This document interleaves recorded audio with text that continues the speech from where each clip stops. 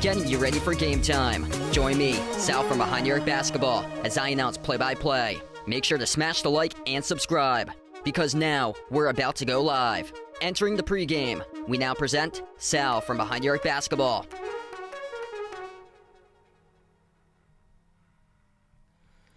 And what's good, everyone? Glad to have you guys in the stream, being a part here once again on the channel tonight. Big night in store going down. I feel like it's going to be an active night for these teams in the NBA. Here we go, the 2023 NBA Draft upcoming in a little bit from now at the Barclays Center. One big shining moment for these players as it comes today to see if they will be drafted. We shall see what happens today on the board. 58 total picks they have. I'll be live for the first 30 for this one, for the first round today. And thanks all for joining in, being a part here of the channel. Before I do get into this one, make sure to hit the thumbs up, spike the like, hit the subscribe. Glad to have everybody back once again here on the stream. Ethan, welcome in, man. Must be pumped up for this one. Bryson, Tone, Warren, Lucas, glad to have everybody back. Vegas, welcome to the stream here, brother. Yeah, man, absolutely shocked overnight. Couldn't believe it. Marcus Smart, the heart and soul of the Celtics, getting shipped to Memphis.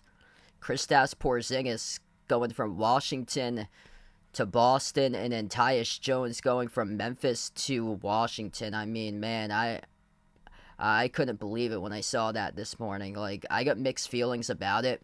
Porzingis is a solid upgrade in terms of offense, but it's just tough because the Celtics losing the heart and soul of their team, and also what they struggled at this playoffs was defense, and losing the former defensive player of the year, Marcus Smart. That's going to be tough, but it does address a need at the front court position with Porzingis. The mixed feeling I have is they had to give up Smart. I would have been feeling much better if they had given up Malcolm Brogdon, but Malcolm Brogdon dealing with an injury. That's why the Clippers, 45 minutes before midnight last night, the Clippers backed out of that trade because Malcolm Brogdon, with his arm injury, suffered in the playoffs. That really was concerning for the Clippers, that they had to back out of that trade. So that's the reason why that first initial trade didn't go through. And yeah, just, man, I don't know. I hope it pans out. Just Boston losing that physicality, that grit with their team, the heart and soul with Smarts, and they lose a type of player like Smart. Big question coming in. They do get an upgrade with Porzingis in terms of offense and also rim protection, which addresses their front court need, but can he stay healthy? That's the big question. If he does, that's huge for Boston if he's able to stay healthy. Here we go, Commissioner Adam Silver to the podium. No shocker here. Who's going to be the #1 overall pick of the 2023 draft? It's been hyped up for months. It's been hyped up for over a year. Get ready for the #1 prospect to come out of France, a 7'5" center. Metropolitan's 92 prospect. Best player since LeBron. Hands down, the #1 pick should be in this draft. The San Antonio Spurs, since mid-May when they cashed it in on the lottery for the top pick, they have turned down all calls from other teams, and here we go. Adam Silver at the podium to announce, as we're about to get rolling here, taking place in Brooklyn at the Barclays Center for the 2023 NBA Draft. What's good, Verdon on the stream? Welcome in. King Kaiba, glad to have you back in. Yeah, Chris Paul, big trade there. Chris Paul going on Golden State now. Jordan Poole traded to Washington. Washington in a massive, massive rebuild. Hey, what's good? Shong Sam, welcome back to the stream. Thanks for joining in again. Jeffrey, glad to have you back in. Yeah, I got mixed feelings about it. Mixed feelings about the Celtics trade. Giving up Marcus Smart, that was the one that totally caught me off off guard. Marcus Smart was caught off guard in the middle of the night last night. Yeah, I woke up to that. I think it happened at like 3 in the morning. Big question is who's going to be number 2 and number 3 in the draft. That's more the big question here, but set in stone basically the number 1, San Antonio, now on the clock. So the San Antonio Spurs on the clock, first pick of this draft. And all eyes on Victor Wembanyama, the 7'5" center from France. Yeah, I saw a picture of that. Kansas on Facebook. I follow their basketball social media page. I saw the outfit of Grady Dick. Looks like Bill Self, the head coach, approved. Malika, welcome back in. Thanks for joining in. Doing pretty well, Tone. Hyped up to be the greatest prospect in decades here with Victor Wembanyama.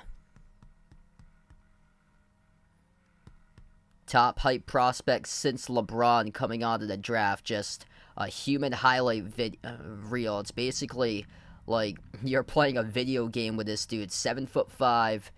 He is fast though and can get up and down the floor like no other compared to his size. Just an absolute defensive beast that just stuffs players, blocks and alters shots constantly at the rim, and just makes it look so easy. He took one of the worst teams, Metropolitans 92 out of France, to be the runner-up in competition this year for his division. Made it all the way as the runner-up in the championship.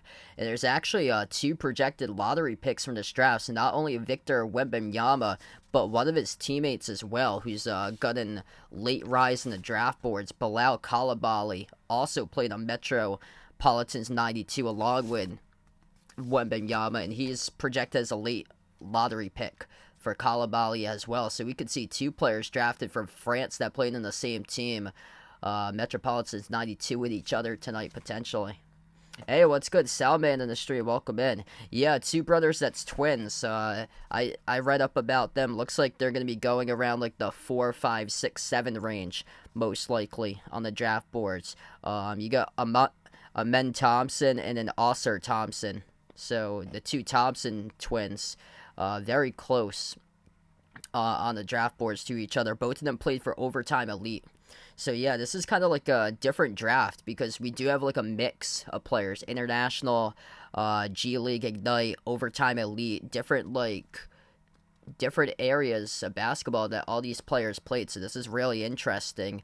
And then we get into the college players too, which there were like a lot of college players that I read up on that rose up late in the draft boards due to like the pre-draft workouts. The workout processes that they had for the draft. I heard Taylor Hendricks from UCF. He has rose to a potential lottery pick tonight, coming out of Central Florida. I actually didn't really catch anything of Hendricks this season because out of the teams I stream, I usually don't stream games from the American. So I was kind of shocked to see that he rose up. And there's a couple players that's getting conversation out there for like late first round picks that played in the WCC on the teams that's not Gonzaga.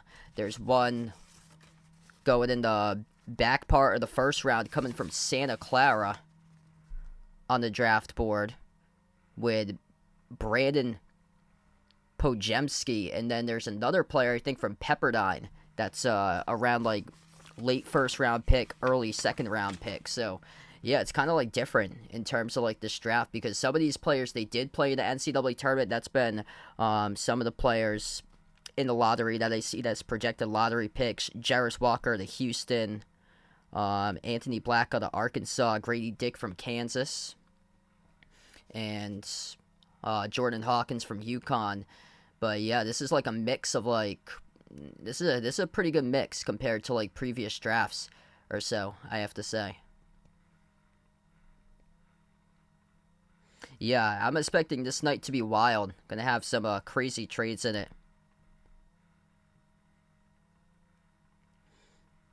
Yeah, definitely. I think Celtics definitely should have kept Marcus Smart. Yeah, that's what they were trying to avoid, was they were trying to keep Marcus Smart. The problem was when the Clippers turned down Malcolm Brogdon.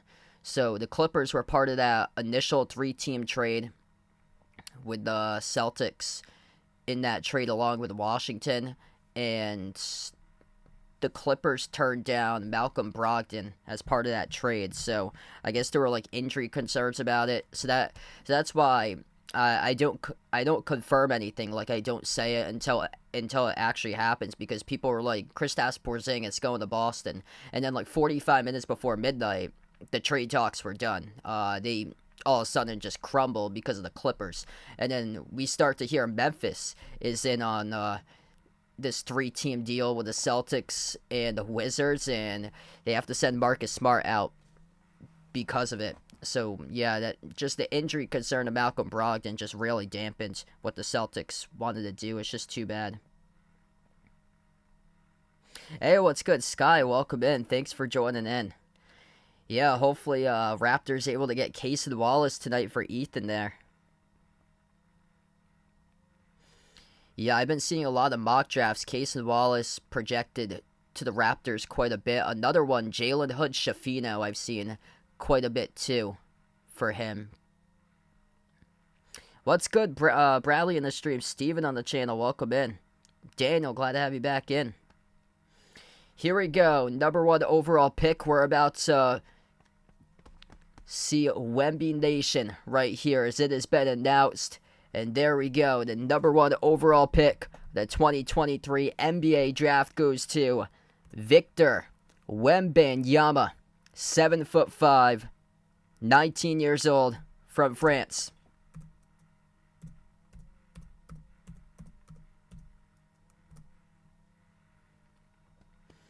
Most typed up prospect since LeBron, averaged above 21 points per game on Metropolitans 92 last year in France. He played for what I heard a historically bad program in France, and he took the team all the way to the runner-up in his league competition last year. So just incredible. This dude is just in his absolute video game. Yeah, I am curious to see what his jersey actually gonna slide it over on my list right now because it barely fits.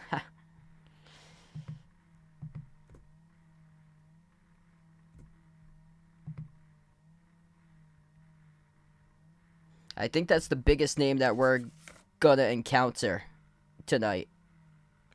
There might be another one if there's a dash in the middle or so, but might have to shorten the letters if it gets a little bit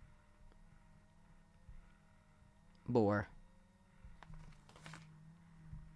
Yeah, I'm gonna shorten it just a little bit.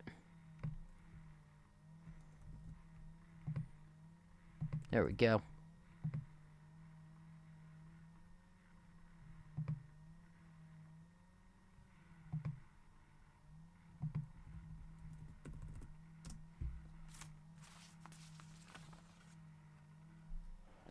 Hey, thanks for the update there, Jeffrey. Yeah, a lot of great stuff going on tonight. They're showing that picture of Victor Wembanyama holding the baseball the first pitch before Yankee Stadium when he threw the first pitch.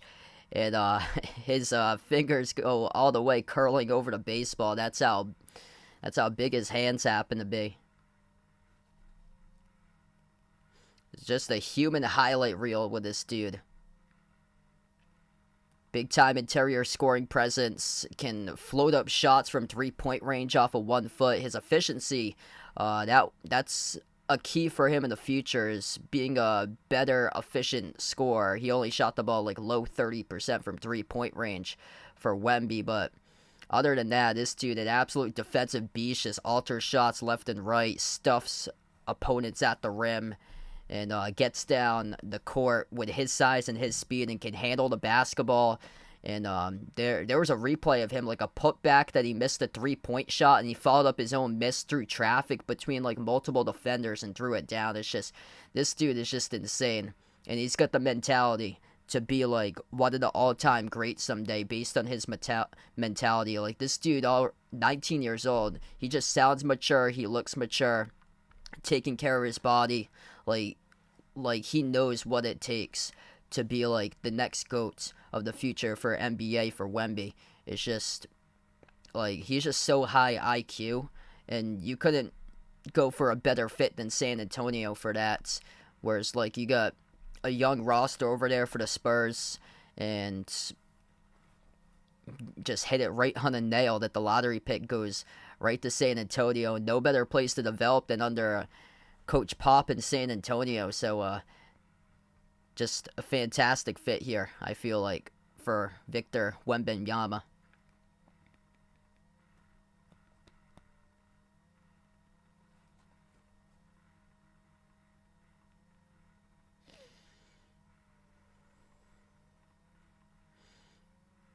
He's like a lot different than other athletes too. Like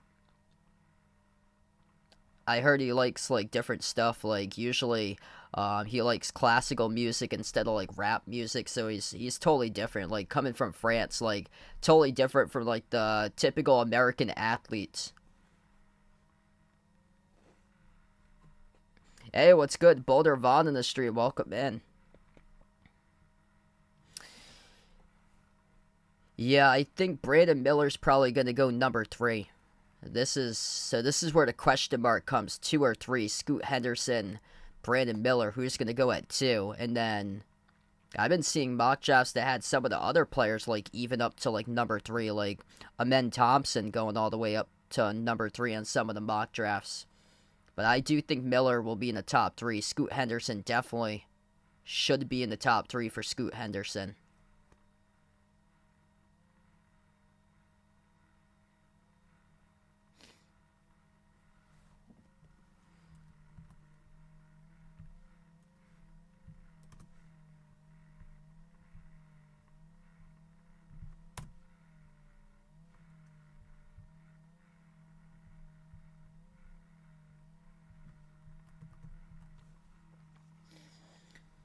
So Charlotte Hornets right now on the clock for Charlotte. I feel like in terms of fit, because they already have LaMelo, in terms of fit, I feel like Brandon Miller would be the better player to fit with for Miller. But Scoot Henderson, I feel like the best one on the board. So this is a case here. What will Charlotte do? Will they go by fit like they did last year, where they took Mark Williams in the late part of the lottery for center? Or are they going to go by best player on the draft board, which should be Scoot Henderson?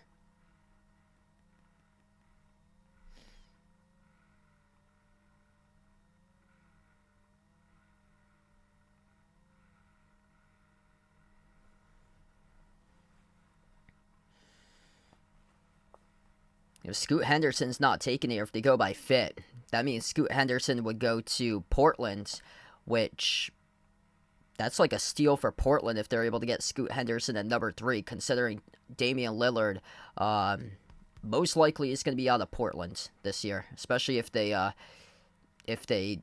don't do like any sort of trade at number 3. It's gonna get interesting. Like there's been some teams in consideration to trade up for the number 3 pick, so we shall see what happens here. This is where things could get really, really interesting in the number 3 zone of this draft pick.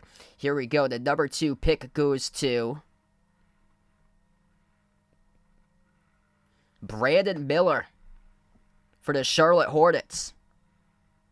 So they do go by best fit for Charlotte. Brandon Miller at number 2 for the 2022-2023 SEC Player of the Year. Led a freshman in scoring last season, averaging 18.8 points per game. Controversial a little bit for Brandon Miller with what of the something that he became a part of. But other than that, on the court, known to be an explosive scorer, great off the catch, shot the ball above 38% from three-point range, and I thought the fit would be great here. So they go with the fit for Charlotte, and playing alongside LaMelo Ball, catch and fire shooter from the perimeter by Brandon Miller that has a really solid wingspan, active defender, 6'11 wingspan, led college freshman in scoring last season for Miller. Explosive athlete, plays with a lot of intensity on the floor, and yeah, solid pick here for Charlotte, which means that Portland should get a steal with Scoot Henderson at number 3. Hey, what's good? Riley, welcome in. Thanks for joining in, man.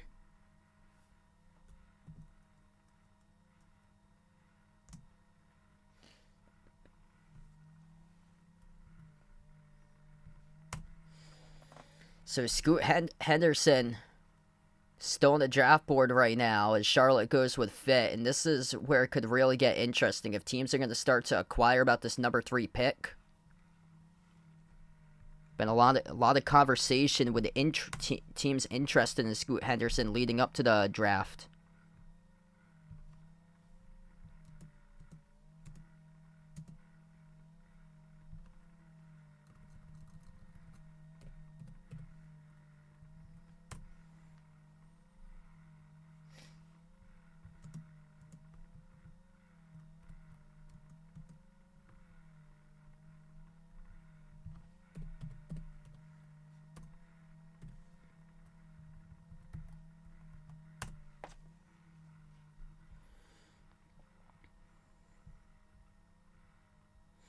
Yeah, this could be a night for big trades. Usually there's like, okay, here we go. Usually, so I could get on the right track here. Yeah, usually there's like a journalist that like has the tweets out about stuff.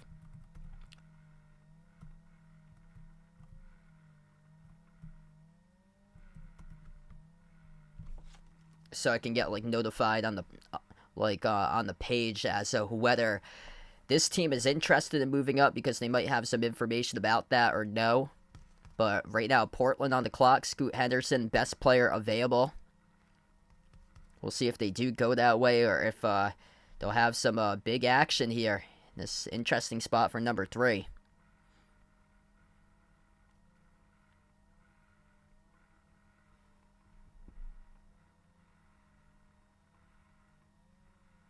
Oh, wow.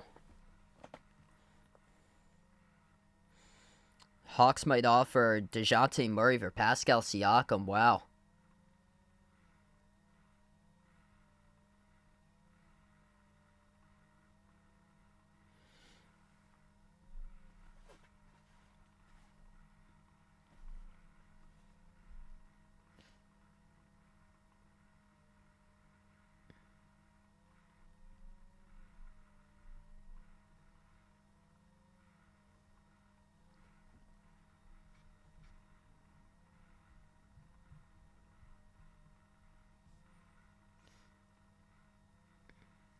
Yeah, I think the Twins going to be around that area. I think one of them is going to go at number 4, probably. I think a lot of the analysts had Amen Thompson ahead of Ausar Thompson, but both of them were close, like 4, 5, and 6 along that range. Other players coming up in the range include Jarris Walker out of Houston and then Cam Whitmore out of Villanova. So that's both of those players pretty close with each other too on the draft board.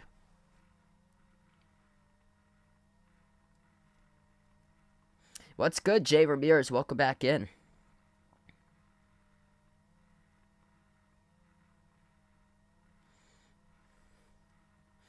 Yeah, I'm kind of like mixed about it. I like the Porzingis pickup. Helps out the front court for Boston in terms of front court depth.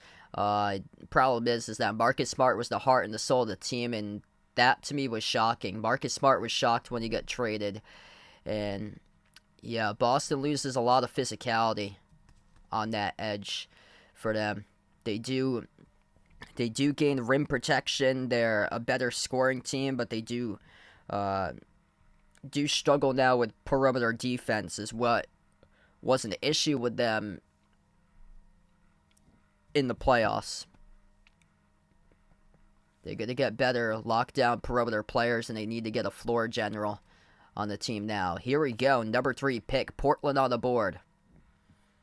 The Portland Trail Blazers. The number 3 pick will select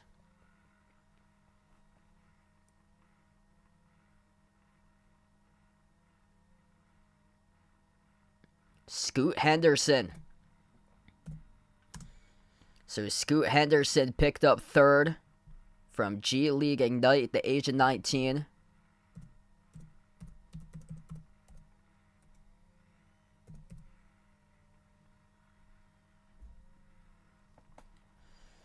Scoot Henderson, point guard from G League Ignite.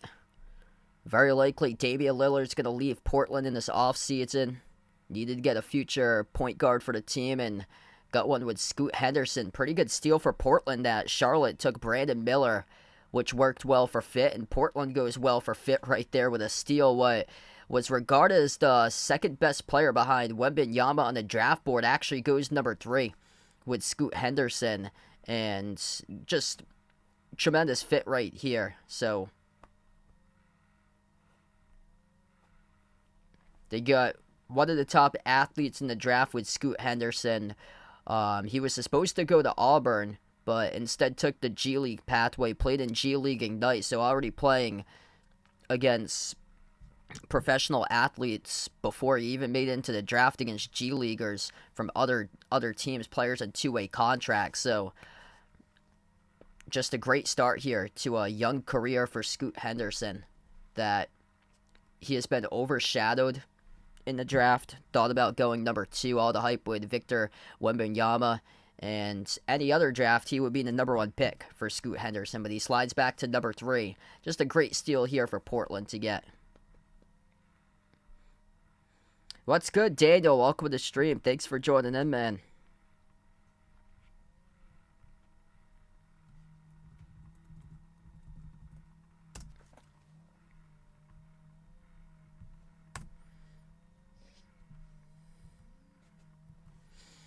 Houston Rockets upcoming on the draft board right now.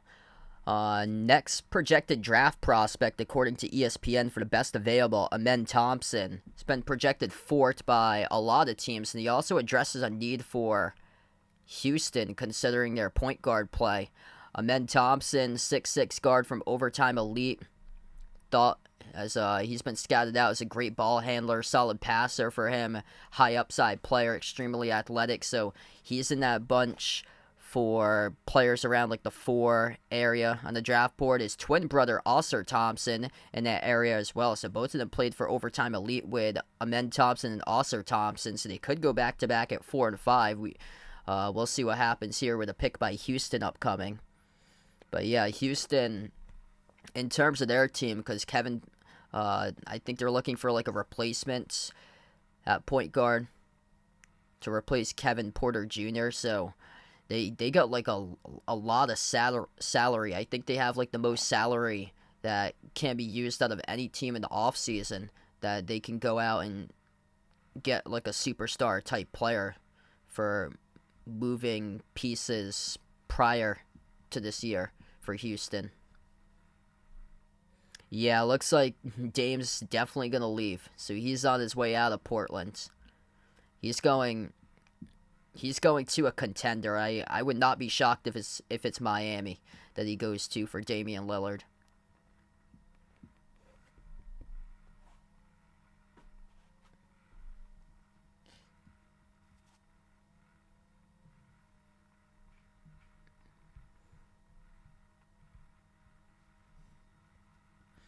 Also got a couple forwards in around this draft area zone. Jarris Walker out of Houston.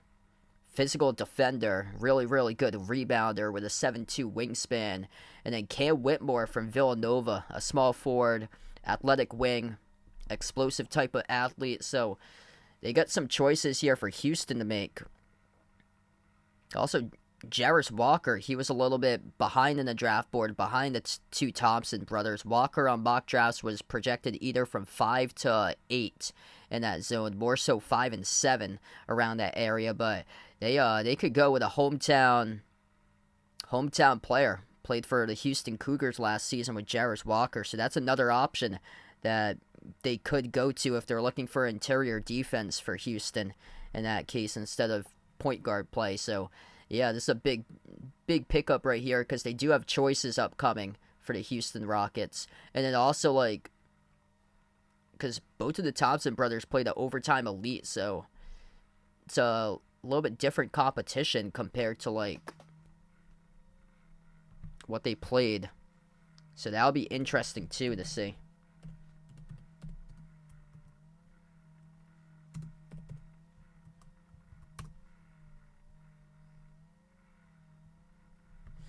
Hey, what's good, Mario? Welcome to the stream. Thanks for joining in, man.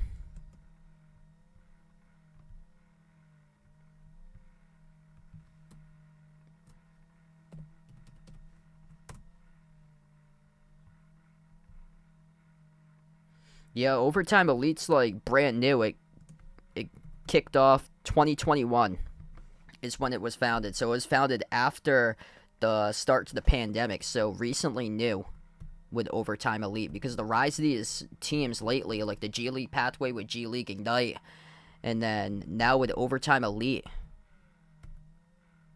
Actually, I'm looking at the players. Overtime Elite, they played in the City Reapers team, and they're the only two players that on the Wikipedia are outlined in blue, with Ahmed and Ausar Thompson. The rest of the players don't have a bio. They're all in red.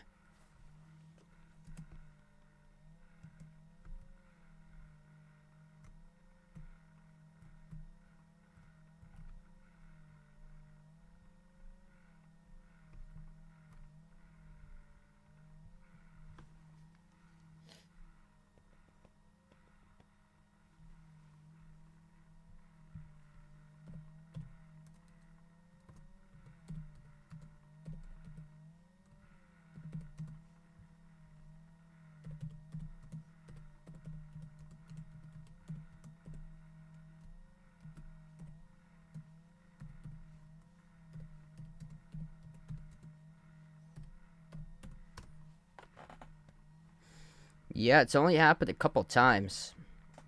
I think for like #1 picks to win MVP.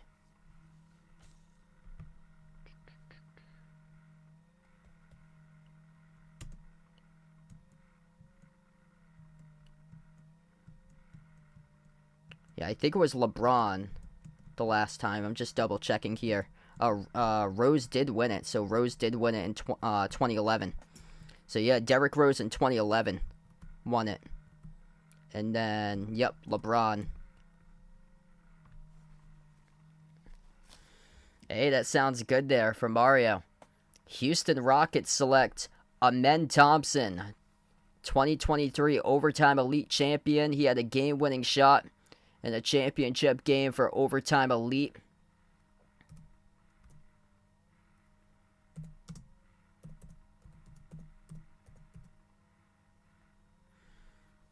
And Amen Thompson goes #4 now to Houston, so they go after the need point guard play. Really great with the ball. Tremendous ball handler, great passer, athletic point guard. He's a high upside player as well for Amen Thompson. And pretty solid fit, him with Jalen Green on the team. With those two for Amen Thompson. I know a lot of younger players have to like polish their jump shots from what I saw, but a lot of these younger players got high upside. The players that took like the pathways of either like G League Ignite or like Overtime Elites. A lot of great young prospects in this draft, especially in like the lottery. Like a bunch of first year players from college are in like the first portion of the first round. They're projected to be mocked.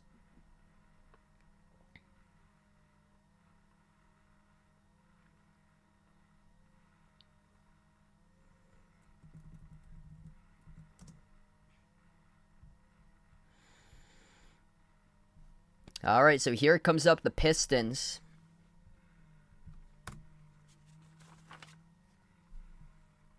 We could see the Thompson twins being taken back-to-back. That is a solid case here. So there's a lot of questions, too. Who's going to be this pick? Because it's more wide open with, now since we've reached #5. There's some options that they could go to for Detroit in this case. Ausar Thompson, twin brother of Amen Thompson that just got drafted. He's on the draft board, projected around this area.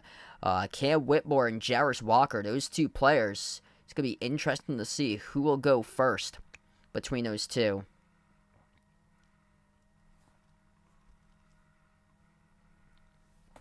Jarvis Walker from Houston, physical type of player. Cam Whitmore, explosive.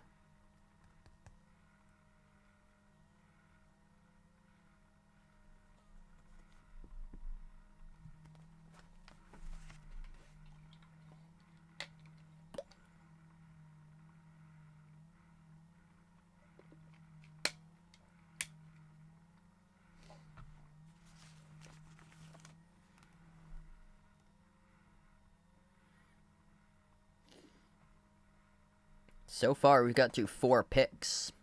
Gonna have the 5th pick upcoming a couple moments from now. About a minute 45 seconds on the clock for the Detroit Pistons.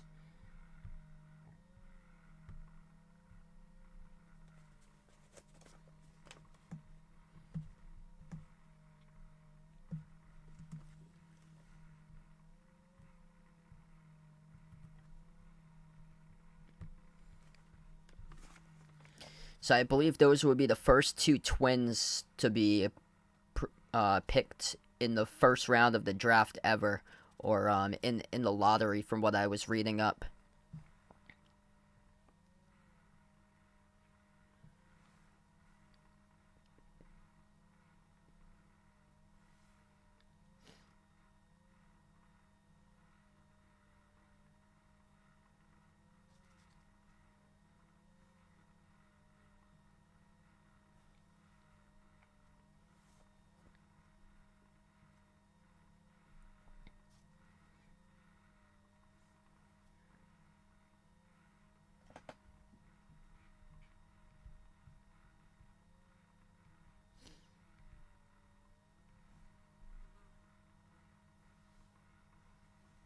So nothing really shocking so far as we've gone through 4 picks. We were thinking like potentially we could get like an early trade here, especially up at the number 3 spot, but that was not the case tonight as the Pistons,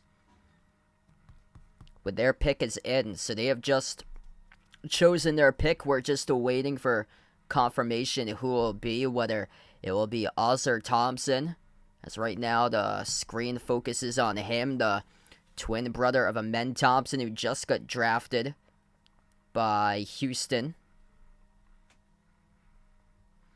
Both of them playing for Overtime Elite this past season for the Reapers.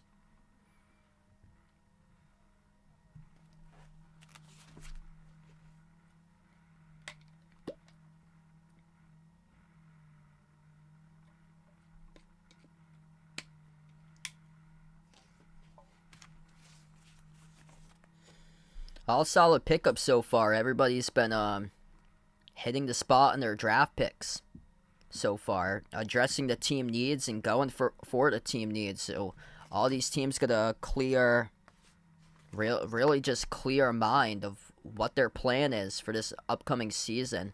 And how we started off, first 4 teams hitting it out of the park with their draft picks, what they are expected to do in the offseason, and great start in the draft for all these teams so far. So here we go, the 5th pick upcoming for the Detroit Pistons. They get some options, and they will select the twin brother of Amen. That's Ausar Thompson, 20 years old, from Overtime Elite. So there you have it, the twin brothers, Amen and Ausar, go 4 and 5 on the draft board. Best of luck to those 2 twin brothers for this upcoming season, first year in the NBA. Amen Thompson, the point guard, more known for his ball handling and passing, high upside type player. Here's Ausar as well, another high upside type player, known for being a 2-way type of player for Ausar. Crafty finisher, downhill scorer, quick decision maker. Another high-quality passer. Both of them have to improve their shooting, but both of them with a ton of upside between these 2 brothers as they go back-to-back Thompson picks.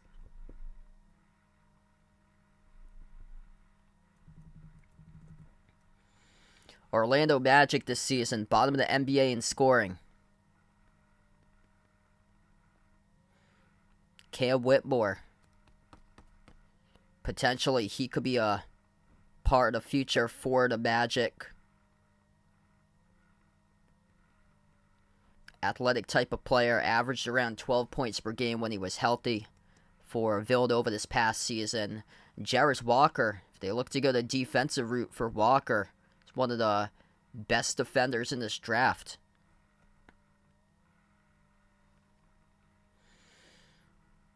And if the Magic don't take Jarace Walker at number 6, you're looking for a good steal by Indiana at number 7 for Jarace Walker. Jarace Walker going to bring a physical profile to the table if he gets picked at number 7 by Indiana. And especially with like rumors with Miles Turner in the past for the Pacers, depending on if he stays or goes. But either way, if Turner's still there, this still brings a really physical team. That could be like a lethal front court duo with those two, if it happens with Walker and then Miles Turner.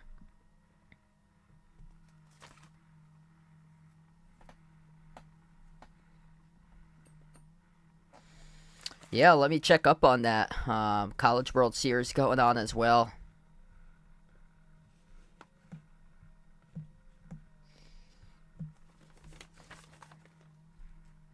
Wow, thanks for the update. Scoreless game. That's going by fast. Wow.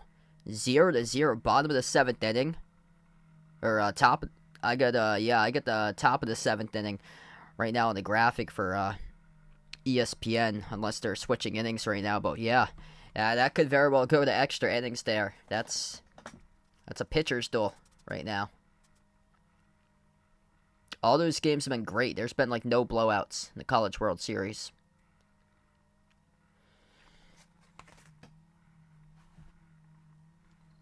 Hey, what's good, John? Welcome in. Thanks for joining in, man.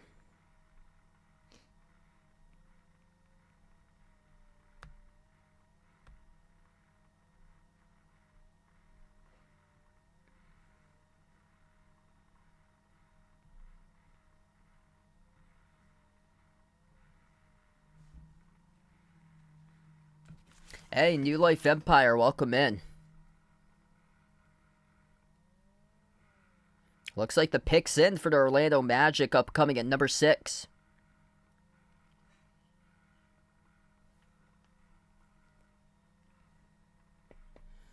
Yeah, Chris Paul going to the Warriors today.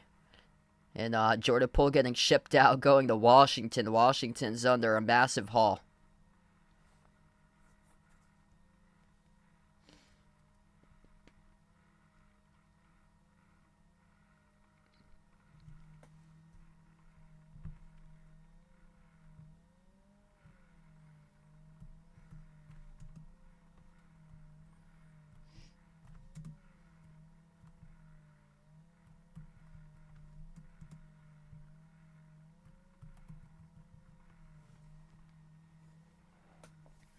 We're just waiting for Orlando's pickup coming. Magic looking for more shooting on their team at the bottom of the NBA and perimeter shooting this past season. They got some options here. Cam Whitmore, Jarace Walker, 2 forwards. If they go with a guard, the latest projected guard will be Anthony Black from Arkansas. He was projected more around the 8 range by Arkansas, but he's the latest lead guard. Other players in consideration: Taylor Hendricks from UCF, Grady Dick from Kansas, Derek Lively the second from Duke. So some options to go to here for the Magic. We'll see what happens. Kind of like the first question mark of the draft right here at number 6, because the top 5 basically a given, hitting them all on the head right now. Hit the nail on the head of it. A grand slam out of the park for these teams based on their first pick for the top 5 picks of the draft.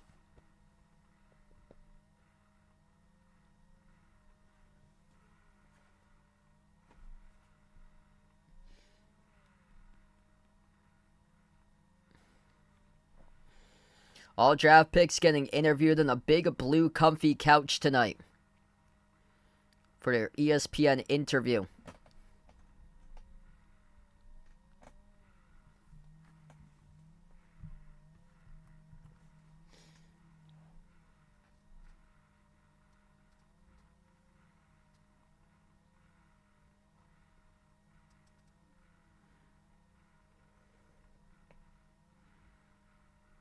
So just waiting for the graphic to come up about the Magic here for their pick.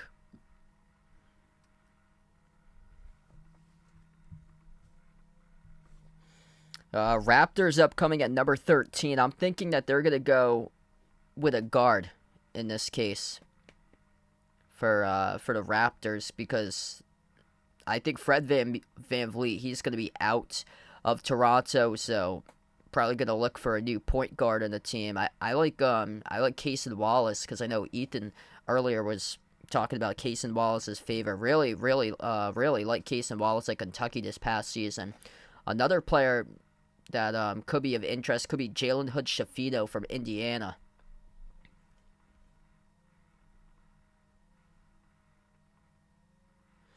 Oh, so the pick is in. So they didn't even put the graphic or anything up, but the pick is in for the Magic, and they select Anthony Black from Arkansas. So Anthony Black going off the board from Arkansas, selected at number 6 by Orlando. A floor general type of player. High IQ. He was one of the top scorers in Arkansas this season. He did it with a ton of volume, though. Not super high efficiency, but a two-way player. Really, really good at finishing at the rim. Down-the-hill type of driver, type of player. Just has to improve on his shot, but a shifty type of player. And if he can improve from three-point range, he's going to have a good future. But yeah, he came out of nowhere this season, because Nick Smith Jr. entering the season, he was thought of as like the go-to player for Arkansas that would have a big season, but it actually turned out to be Anthony Black. Anthony Black had some major games this season for him. I remember one of them, I think on Thanksgiving break, he had a big game for Anthony Black. So yeah, that's the first curveball of the draft right there. Anthony Black was projected by a lot of analysts around number 8 on the draft boards for Black. I thought he would have had a solid chance going to Washington, but Orlando going earlier on the board, picking up Anthony Black from Arkansas. And if he can improve his shot, he could be a really good prospect coming up in the future for Black.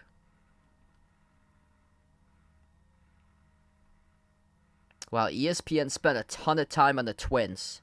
They didn't even focus on Anthony Black. They spent a ton of time on both of the Thompson twins and didn't even put any of the graphics up about Anthony Black being drafted.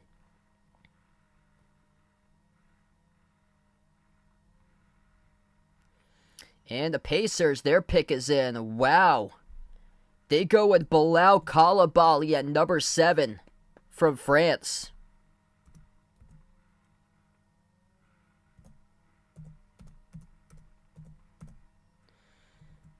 So Bilal Coulibaly, teammate of Victor Wembanyama at Metropolitans 92. Coulibaly projected to be a back-end lottery pick around like 13 or 14, but here he is, picked up at number 7 by Bilal Coulibaly. This is kind of surprising right now. So Cam Whitmore and Jarris Walker, 2 players projected to be in the top 7, yet to be picked so far tonight. Kind of shocking here, Indiana going with Coulibaly instead of Walker. So Coulibaly shooting all the way up the board. I can see why. High upside player. Age 18. Got a 7'3" wingspan. Athletic type of player. And picking him because of the high upside and the defensive upside that he has got for Coulibaly. For what I was researching, he improved in his three-point shooting and his free throw shooting when he played over in France for Metropolitans 92.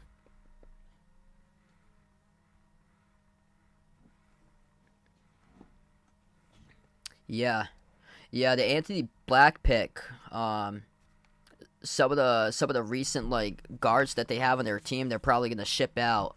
Jalen Suggs hasn't been able to live up to the hype over at Orlando, so yeah, I was kind of shocked that they went that way.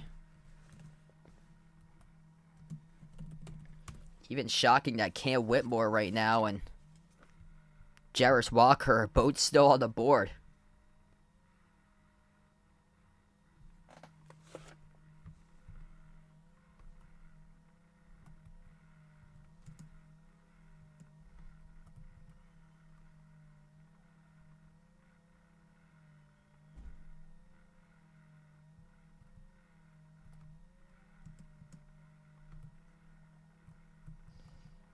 I got my Twitter up here to see if there's any updates. There are. So, okay. So that makes more sense right now.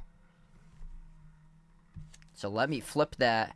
Okay, so update. We got a draft trade right here. So Indiana, that pick at number 7 actually was not Indiana. They swapped with Washington. So Washington, that's their pick.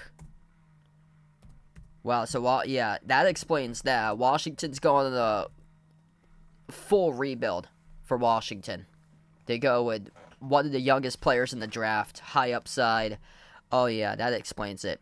Full rebuild. And yeah, this makes more sense now. So this is probably going to be Jarace Walker for Indiana. So now this is starting to make sense. I was going to say, like, so Indiana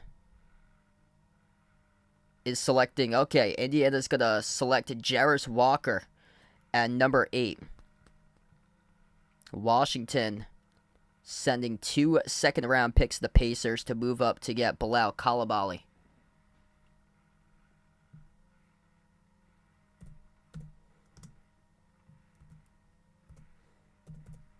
So that makes sense. I thought Walker would have been a great fit for Indiana, and he gets picked up by the Pacers.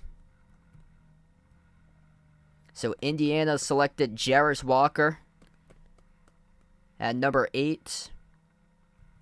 And Washington had to send 2 second-round picks to the Pacers to move up 1 spot to get Coulibaly.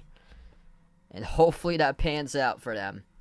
High upside player, just age 18, but gonna be in for the long haul for that Washington team.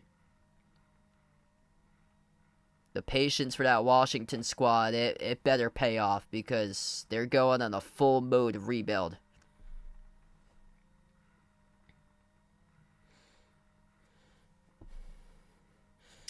Yeah.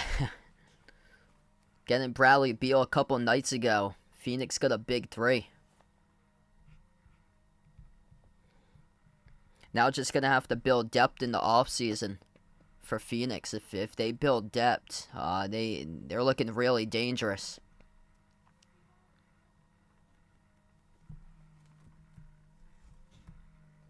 ESPN this year is having a tough time covering this draft. They don't even have the graphic up when some of these draft picks have been selected. I mean, they're far behind. Like, after every single pick, they're interviewing players, but we missed the graphic to the picks for Anthony Black and Coulibaly and Walker. The graphic never appeared on the screen. It's on the bottom part of the screen that flips the tab from team to team. But it's not like it used to be where the graphic comes up after every single player gets picked.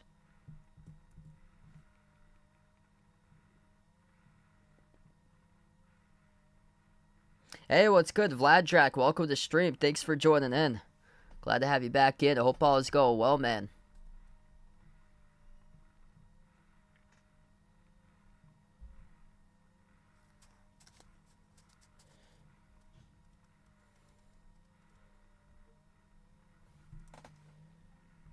So Anthony Black picked up at number 6 a little while ago. As we recap, it was 6, 7, and 8. Those picks happened pretty fast in between.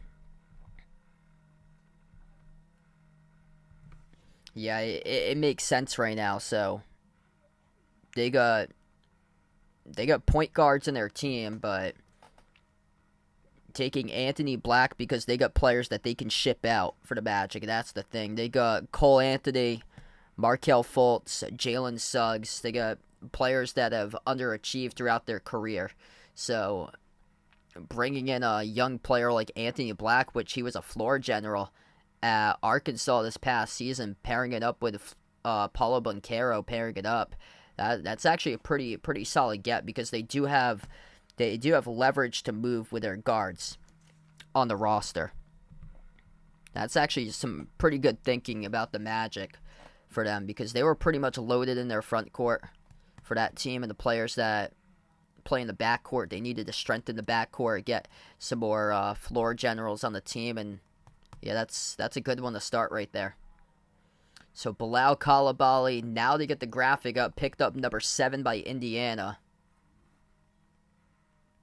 Or picked up by number 7, it was by Washington as they moved up, swapped with Indiana. Indiana had the number 7, and then both of them swapped. Indiana moved downwards to number 8.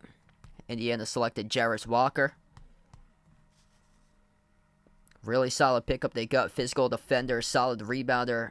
Great on the offensive glass by Jarace Walker. And what I like about him, where I like this Pacers pick, is that Jarace Walker averaged above 11 points per game, just under 7 rebounds per game on Houston. Houston this season was deep for their squad. So they had multiple players in that team, and they got a solid interior defensive presence. One of the top defenders in the draft with Jarace Walker. So I was looking at Jarace Walker and Cam Whitmore, and a lot of the analysts in the draft board had Cam Whitmore is the better player, but in my opinion, I like Jarace Walker, in my opinion, as the better player, and Jarace Walker gets picked before Cam Whitmore. Cam Whitmore was thought to be picked up at number 5, so Villanova, with their underachievement this year, looks like that did not help out with Cam Whitmore. So far in the draft boards, he is still on the draft boards right now. He was projected by a lot of analysts around like 5 or 6. Yeah, that's a great game there for the LSU pitcher. 110 pitches. There you go. Sky with a dono. Thanks so much for the dono. Really appreciate it, man. You guys, the legends in the channel. If you guys are new in the stream, make sure to hit the thumbs up, spike the like, hit the subscribe, ring that notification bell as well.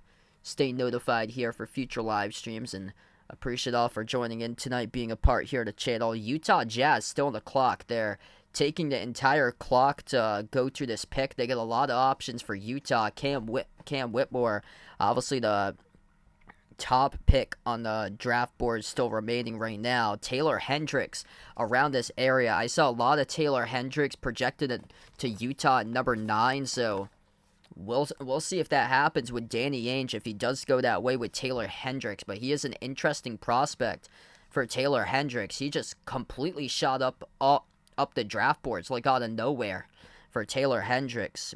6'8" power forward out of UCF, and known as a 3-and-D type player. Shot the ball 39% from 3 at UCF this past season. I feel like those are players that Danny Ainge would like to go after. Those type of players, like a big man that could stretch the floor. Great pull-up shooter, rim protector by Hendricks. My concern about Hendricks is that UCF plays in the American, so they're playing against like lesser competition. And when I saw his numbers, he did struggle in some of the games that he played this season. He did have against like the higher competition Power 5s, he did struggle with single digits and poor shooting games in some of those games. Hey, what's good, Joanne, Charlisa? Thanks for joining in. Welcome back in.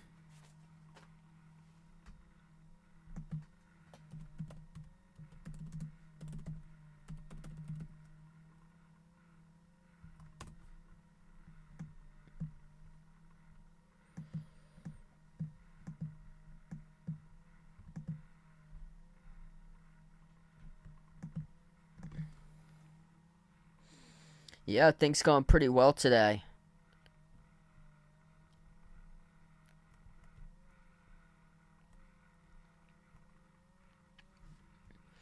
So we're just awaiting for Utah with his pick. In terms of fit, I feel like it's going to be Hendricks, but Cam Whitmore keeps on slipping back in this draft.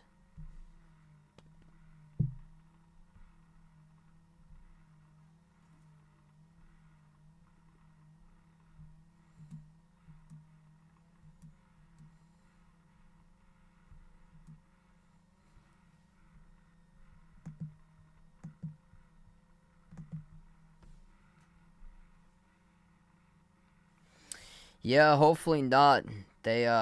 Washington's just going after the future. They're looking like 8-10 years down the road based on what they've done this past week, just shipping out key players. Bradley Beal to Phoenix, Porzingis to Boston, Kyle Kuzma intending not to resign with Washington from what I heard. Yeah, this my concern here about Taylor Hendricks, looking up his stats right now. Taylor Hendricks, some of the tougher competition, he really struggled in those games. He shut up the draft board through the pre-draft process, but Taylor Hendricks, American quarterfinals against Memphis, he only had 5 points. He shot the ball 2 for 12. And then NIT, second round, only scored 9 points, shot the ball 3 for 10 against Oregon. So when he's played against tougher competition, he's got stumped against tougher competition. First game against Houston, he did have 14 points, but he shot the ball 1 for 7 from 3. Also against Miami, Final Four team, he scored just 8 points on 2 for 9 shooting. But he did have solid games against, like, other teams, but, like, not, like, notable teams that's, like, Power 5. He had a 25-point game against East Carolina, another 25-point game against Tulsa, 23 points against Wichita State, 21 against Cincinnati. It's just he struggled against, like, higher competition, which that was what my concern was about Aaron Nesmith, and that pick did not pan out to what it should have been. I thought it would have been Saddiq Bey going back to that draft, and the Celtics picked Aaron Nesmith thanks to Danny Ainge, and Danny Ainge swung and missed on that one, and we'll see if he swings and misses at this pick at number 9.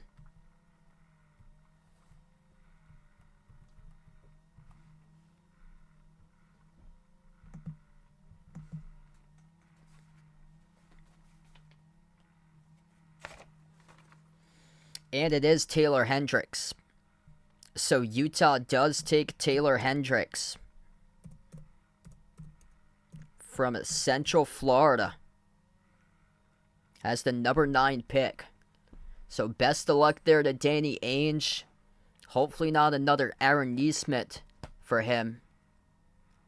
Last couple of years he spent with the Celtics as the president of basketball ops before the transition over to Brad Stevens. He really wrecked the team, picking players like Tremont Waters and just stocking a bunch of picks that barely played. I remember that time, like 2019, 2020, just stocking a bunch of picks. Carson Edwards, Tremont Waters, Romeo Langford, and Aaron Nesmith was in that mix with Taco.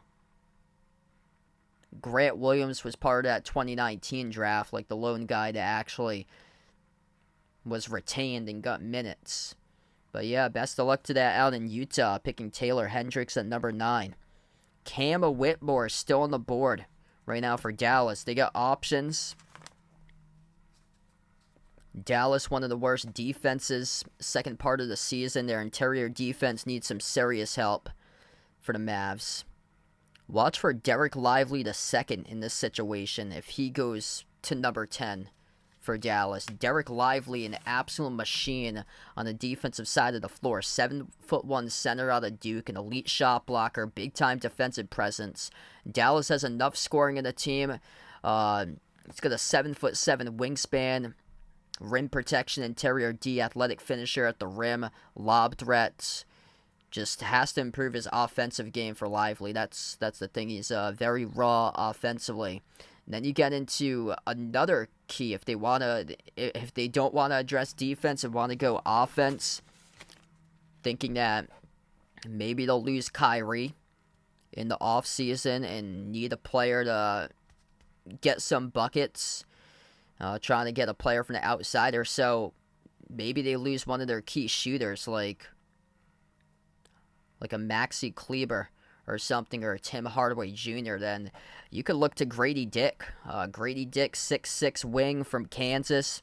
One of the best sharpshooters in all college basketball this year. Shot about 40% from three. This dude was just automatic from the corners on the outside. He did struggle with consistency for Grady Dick, but he got better throughout the course of the season. And he's just great. Catch and fire shooter by Grady Dick. Plays with a lot of... He hustles a ton as well. Good finisher at the rim, so he can receive the pass, cut baseline, and get to the rim and finish pretty solid. And that would be another solid option. Luka able to kick it out to an open shooter. Like, Luka loves to kick it out to open shooters. Got guys in the quarter that can make shots. And well, they got a ton of shooters on their team. So if you're looking to package one or two of those shooters up, like a Tim Hardaway Jr., a Maxi Kleber, a Reggie Bullock, then there you go. Grady Dick could be an option as well. Hey, what's good? Aaron on the stream. Welcome in. Things going pretty well.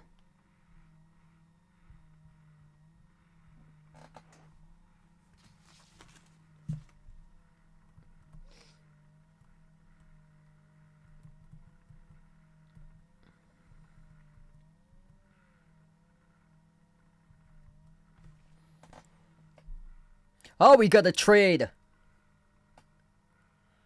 Looks like we have a trade here, number 10. A swap between Oklahoma City and Dallas. And then also an NBA player gets traded. So let me get the details on this one. The wild night about to start. So Oklahoma City is going to move up from 12 to 10. Dallas will move back from 10 to 12.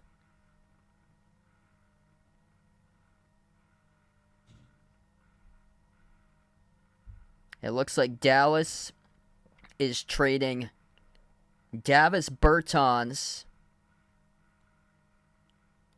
and Cason Wallace at number 10 to Oklahoma City, according to Shams and sources.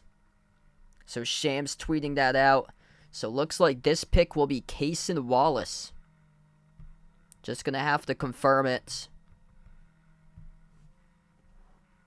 It looks like OKC has moved up to 10 right now on the draft board, flip-flopping with Dallas. So long for tanking there for Dallas, going back a couple spots.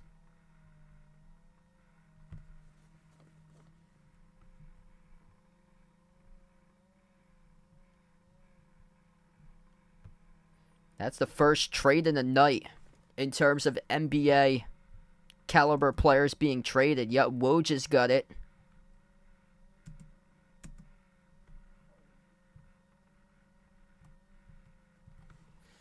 So Woj tweeting out the Mavericks trading number 10 pick in Davis Bertans to the Thunder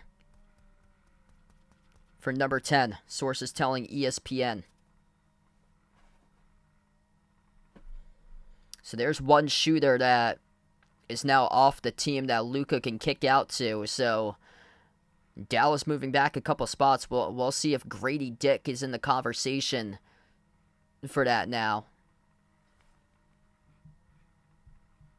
to potentially land on Dallas. Also, Jordan Hawkins, another sharpshooter, could be one in the mix as well. Feel like in terms of like corner threes though, because Hawkins is good at the wings, good from the top, off the pick and roll. Because those two players are different at spots on the floor, whereas Grady Dick's more of a corner shooter. And that's where Luka just loves to kick it out to players. Loves to like drive inside and just kick it out to the corner. Yep, so that's been confirmed. Cason Wallace to the Thunder. So Cason Wallace going to Oklahoma City. Oklahoma City moving up 2 spots in the draft board, flip-flopping with Dallas. Dallas bouncing down from 10 to 12. And Cason Wallace going off the draft board. A lot of analysts had him around like the end of the lottery, around like 14 or so. Like 13, 14, end of the lottery, or like right after the lottery, 15, 16, 17. But Cason Wallace moving up to Oklahoma City, and it's actually a pretty good pick right here for OKC. 6'3" point guard out of Kentucky. Plays a lot bigger than his actual size. Averaged above 11 points per game this past season, above 4 assists per game. Great playmaker, really good motor. Hustles hard, works hard, defends well. And 6'3", but don't let that size fool you based on how you see him on the floor for Cason Wallace. He's a 3-and-D type player, good from the corner, the perimeter, shooting the ball. And a good shot creator as well for Cason Wallace. Just has to improve on his efficiency for Cason Wallace, but got a ton of upside. A lot of great Kentucky players in the past, and Cason Wallace, he's joining that group. Tyrese Maxey, Tyler Hero, players that were taken around like the teens on the draft board, and you got another one right here at 10 with Cason Wallace going to Oklahoma City. Hey, what's good? Hockey from home, Falling Angel on the stream. Welcome in, everyone.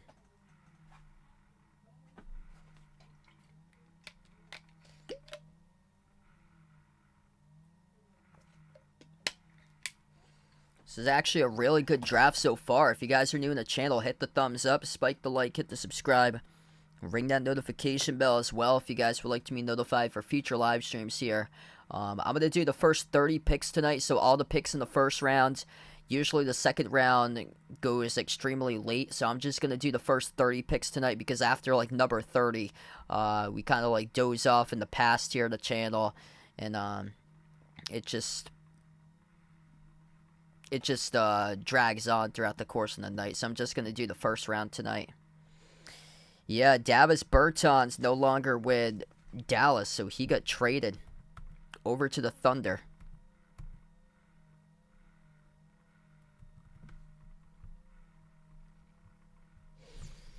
Campbell Whitmore still on the board if you're just joining us. He is the best prospect still remaining. He was projected at number 5 by a lot of analysts, around that 5, 6, 7 range, and he has yet to be picked so far.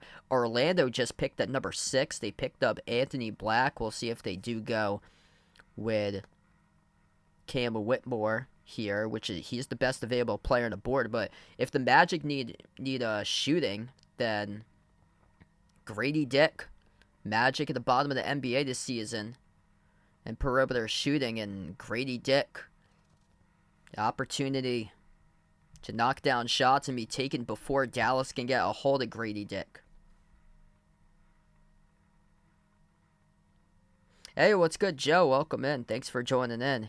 Yeah, Pacers got a really good pick. Jarris Walker from Houston.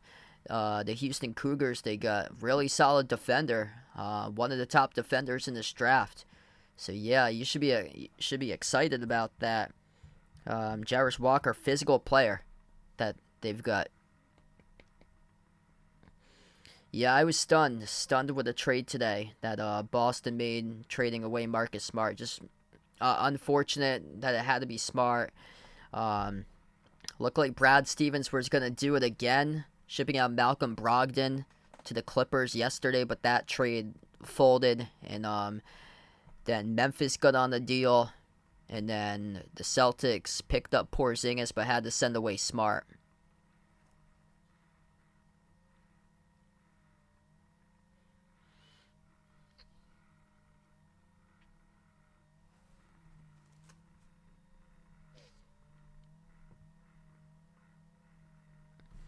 The pick is in for the Orlando Magic. This one's quite a dig right here. Gonna have to dig deep into the draft board for this player. You guys want to know who this pick happened to be? Orlando Magic select Jett Howard, 6'8" shooting guard out of Michigan. Juwan Howard's son, the head coach of Michigan, Jett Howard, He was projected around the 20s on the board, and he goes off at number 11. Wow. So there's a couple recent reaches here in this draft. Jett Howard, excellent potential to be a three-point shooter in the league. Pretty good feel for the game, comfortable as well with a mid-range and floater game. So they do address a need for the Magic with three-point shooting, and they get a big wing. So they're going for size for Orlando. That team's already big. They go for a big wing at 6'8" in terms of his size and position. Shot about 37% from three-point range. He did score above 14 points per game this past season for Michigan. That's pretty solid for Jett Howard, but kind of got thrown off for him because he's 6'8", but he only averaged slightly under 3 rebounds per game, which is kind of odd right there for a player that's 6'8". You usually see that player average around like at least 5 rebounds per game in college, but no, only averaged 2.8 boards per game. And yeah, this one is shocking for the Magic. And instead of going with Grady Dick, they go with Jett Howard at number 11. So Grady Dick is still on the board. There's some excellent shooters still available on the board, three-point specialists that are going to be great sharpshooters in the league. Grady Dick, Jordan Hawkins, those two to name. And they went after Jett Howard, who was projected behind those two guys. Yeah, looks likely that Damian Lillard is going to be elsewhere.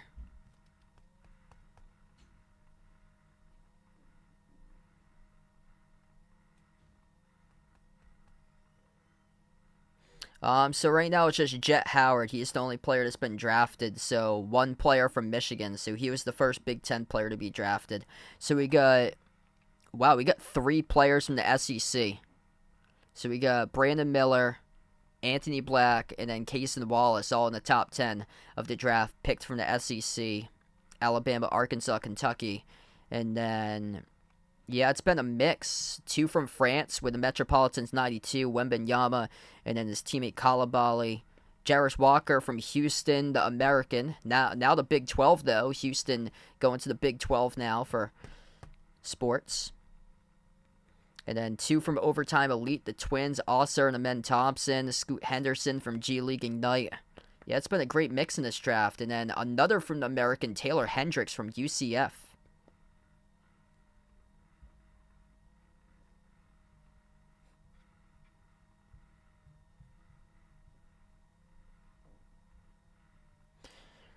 I actually haven't yet. Yeah, thanks for the recommendation. Hopefully sometime able to catch that. So this is the Dallas Mavericks pick at number 12. They had swapped places with the Oklahoma City Thunder.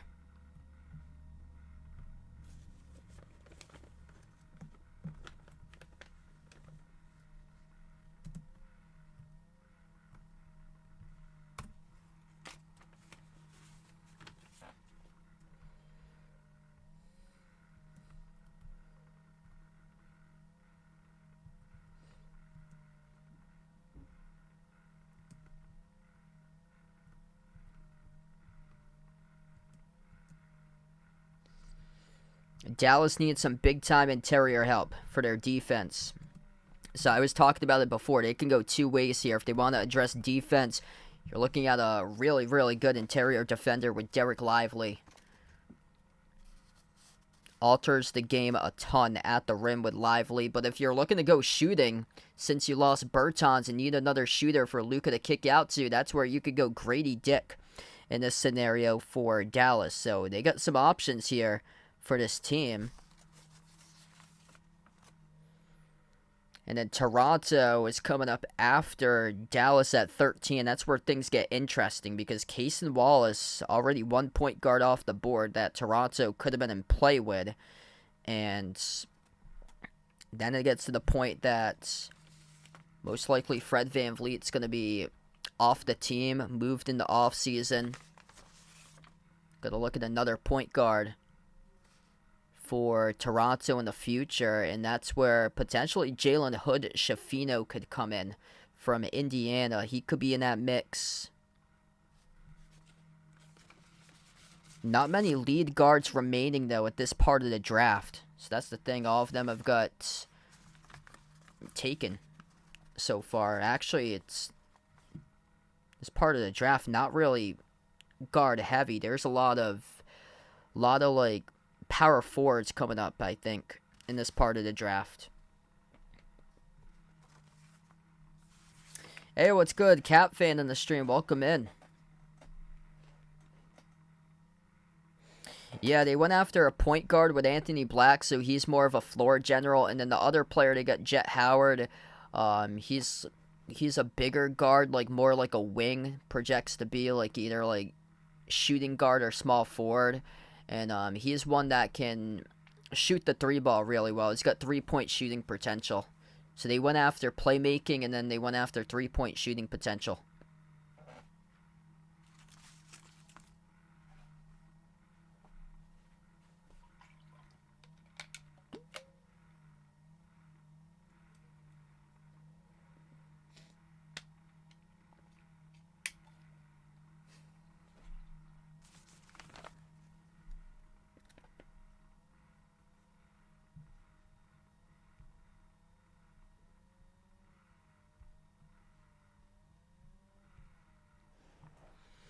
Alright, so if you guys are new in the stream, hit the thumbs up, spike the like, hit the subscribe, ring the notification bell as well.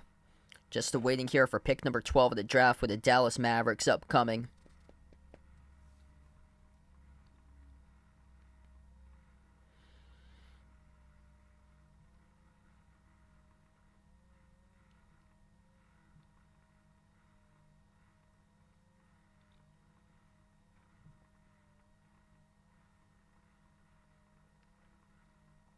Wow, that's a really good game there, Jeffrey. So still scoreless. Thanks for the update, man.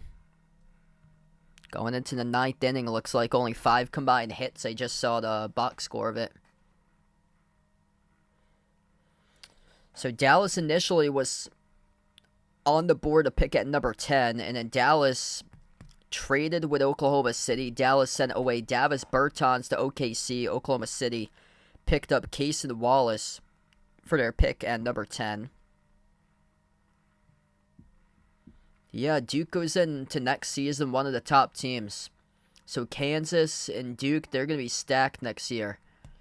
Top 2 projected teams. Michigan State looks really good.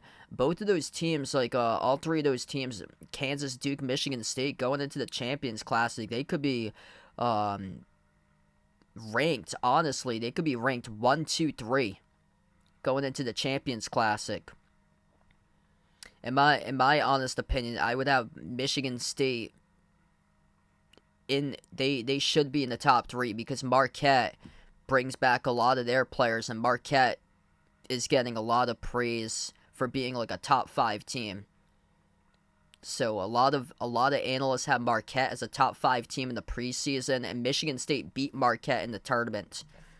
So Michigan State should be ahead of Marquette, like a top 4 team next year, and then Florida Atlantic too should be in that mix because they were Final Four and they bring back basically everybody.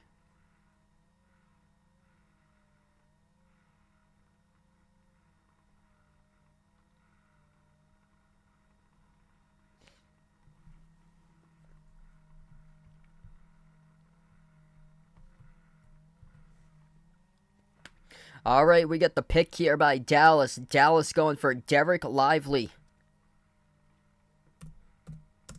at number 12. They go after a desperate need for them interior defense for Lively. They got it. Good pickup right there. Dereck Lively alters the game so many ways to the rim. 7'1" center from Duke, elite shot blocker. Physical defensive presence down low, a 7'7" wingspan. He's going to help out a ton with rim protection, interior defense. High impact defender. Not yet polished as a scorer for Dereck Lively. Like, he doesn't shoot the ball for Lively, and a lot of his shots usually are off lobs at the rim or slam dunks. So he has like no shooting ability yet for Dereck Lively. So he's gonna have to improve as a shooter and a scorer. But in terms of his defense, Dallas hit it right on the head. That's what they needed to do. Needed to be a ton better defensively and get better defenders on this team, and they just got one with Derek Lively. So good to see there for Derek Lively. I think he was a top 5 pick, McDonald's All-American, before he entered this past season at Duke. So we got some players upcoming like that have yet to be picked yet, that they were regarded as top 5 picks coming out of high school. Nick Smith Jr., he was one of this draft stock fell back a ton by Nick Smith Jr. That's whoever gets Nick Smith Jr. is going to get a steal, because he was projected like a top 3 player going into last season for Nick Smith Jr., and then injuries didn't help out his season at Arkansas. But whoever gets him, that could be a steal if they're able to get back the Nick Smith Jr. that we saw back in high school.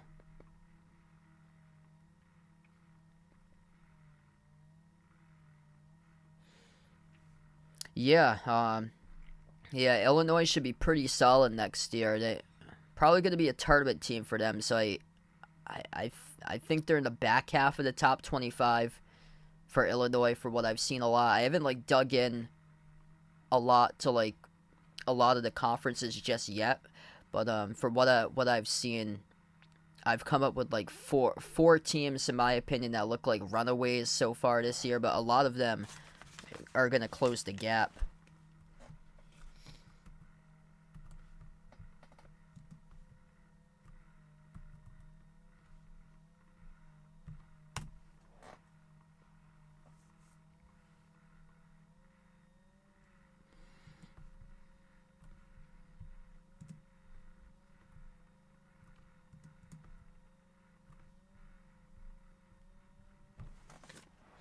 By the way, Cam Whitmore is still on the board. He was projected at number 5.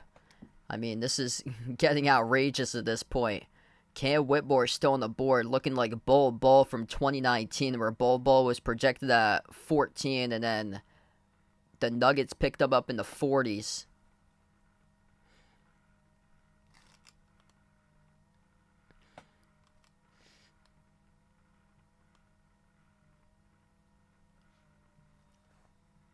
Grady Dick still on the draft board. Going to add instant shooting to a team. Potentially could be the Pelicans pick at 14. Looking to add shooting as well for the Pelicans.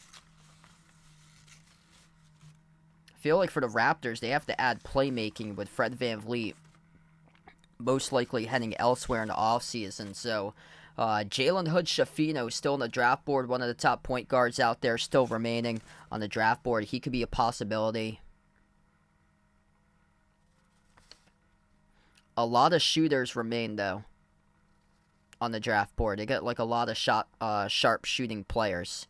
Grady Dick, Jordan Hawkins in this mix.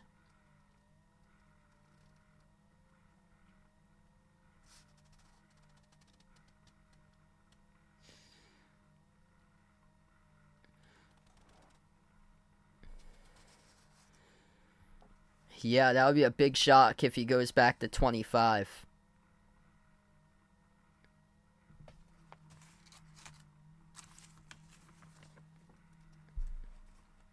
I saw Olivier Maxence Prosper was mocked to the Celtics at 25, which he plays like he's got a dog in him. He plays really hard, so that replaces. It's tough to replace Marcus Smart, but that gives you some heart and grit and hustle in the team right there from Olivier Maxence Prosper if they go that way. Also, if Jaime Jaquez is still available, he's another player that Celtics could they could look into at 25. That dude is high IQ. He's a leader. He is mentally tough.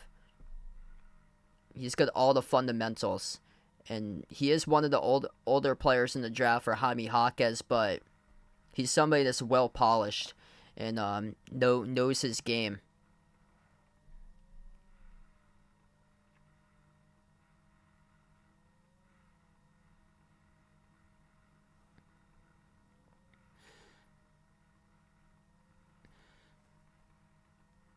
The thing I loved about him this past season for Jaime Jaquez is that he never like backed down from the challenge. Like he was playing the 5 spot some of the times because UCLA was dealing with injuries, and he's 6'6", and he was holding up against other bigs playing the 5 spot. Who was it? Omar Ballo of Arizona. I think he had to guard him quite a bit of time because UCLA, Arizona, no stranger to each other. Yeah, they got some big dudes out in that conference for the Pac-12. They got a ton of size in Washington State, N'Faly Dante on Oregon, and you had to be up to the task for a smaller team like UCLA this past season where they dealt with injuries, especially in the interior. So Jaime Jaquez had to step up, and he could be a steal there if that happens for Boston at 25.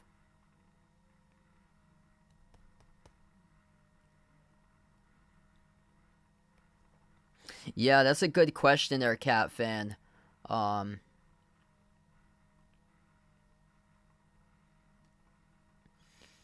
yeah, I'm just interested to see how that's gonna work out. Chris Paul, yeah, so Chris Paul dealing with injuries.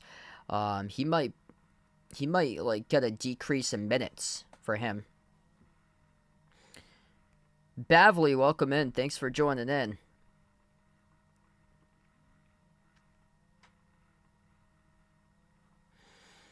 Yeah, I think if Paul's able to stay healthy, I think they're gonna be really well.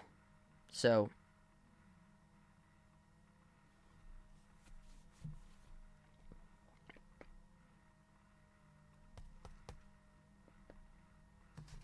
I feel like something's gonna compromise, and since you swap Chris Paul for Jordan Poole, it looks like Chris Paul is gonna take more of like a maybe like a reserve role for him since he's age 38 for CP3. So getting up there in age, he can hang back a little bit more. He's not gonna be logging those 30 plus 32, 35 plus minutes per game for CP3.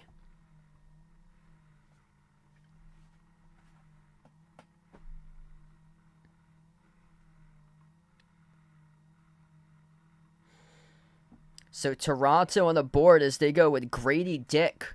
They pick up sharpshooter out of Kansas.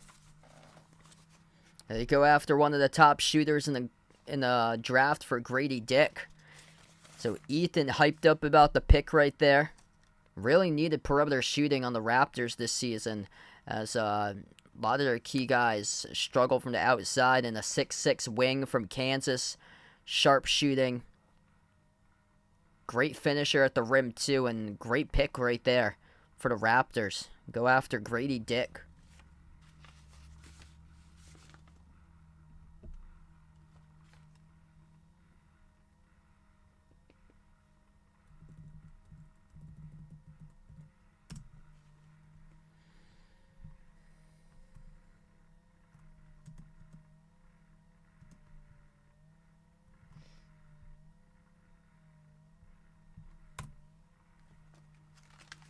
Hey, what's good, Arku? Welcome to the stream, man. Yeah, that's a good pickup there. They got Cason Wallace. OKC also got Davis Bertans in a trade with Dallas when OKC moved up.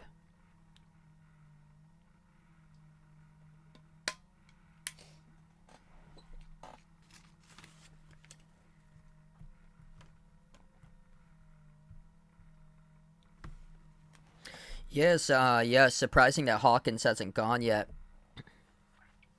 I I saw Hawkins.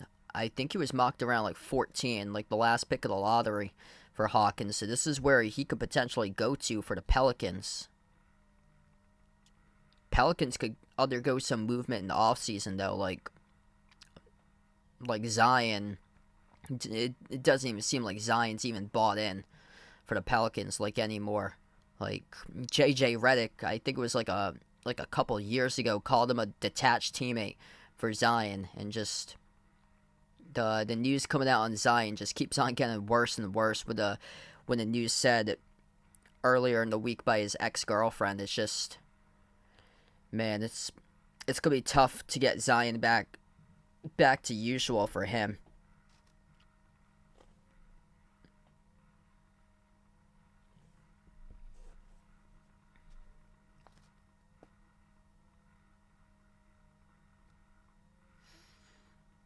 Problem is that this part of the draft, not really any like front court future depth that we have right now projected at this part of the draft. A lot of the draft now remains with like wings and shooting guards.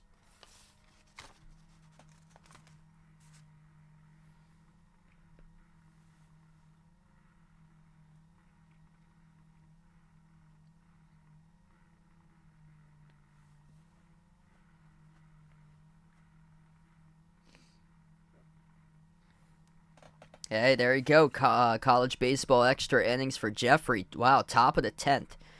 With a 0-0 game, top of the 10th.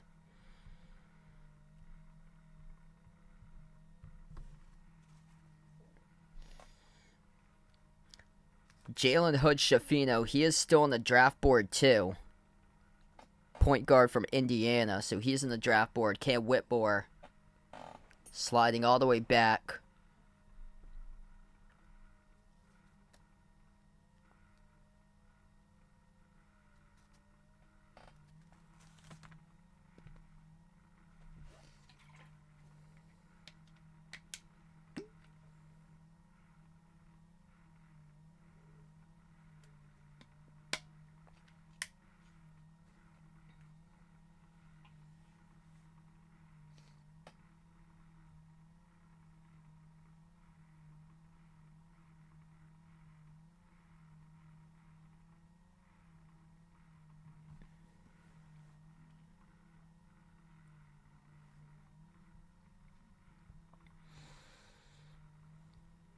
Thanks all for watching in tonight. If you guys are new in the stream, make sure to hit the thumbs up, spike the like, hit the subscribe, ring that notification bell as well if you guys would like to be,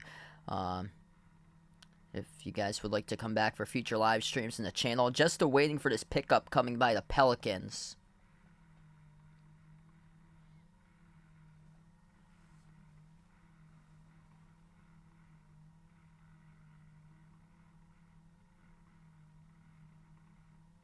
Oh, wow, they got it. The Pelicans pick is in. Number 14 goes to the national champion, UConn Huskies, Jordan Hawkins. So Jordan Hawkins adding in instant three-point sharpshooting on the Pelicans, picked up at number 14 in the draft.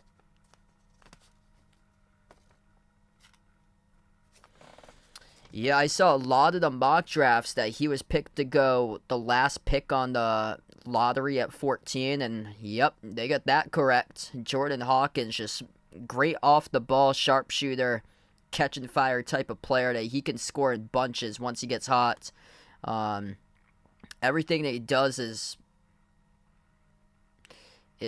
catch and fire for Hawkins off the pick and roll. He is lethal for him off screens, but he doesn't. He barely play makes for him, so he's got incredible range, just shooting prowess.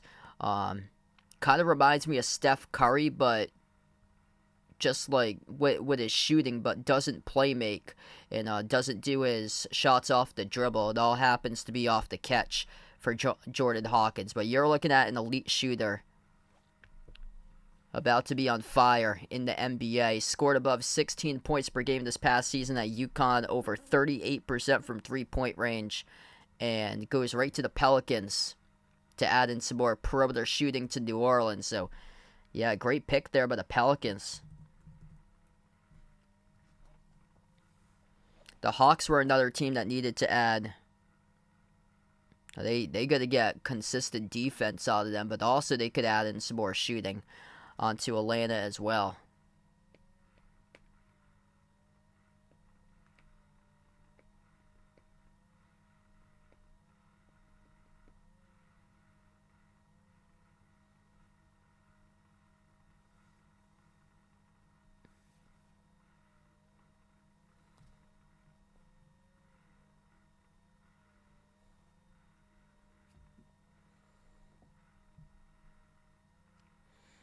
Hey, what's good? MB on the stream. Welcome in.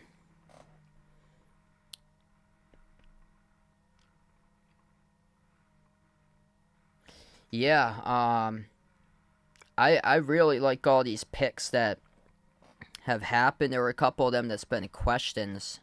Um, Taylor Hendricks, the pick that Utah got, I feel like that pick's gonna pan out to be like more of like an Aaron Neesmith in the future. Um, with Hendricks, he was a player that just shot up off the draft board because of his workout process, but he struggled a lot against like tougher competition.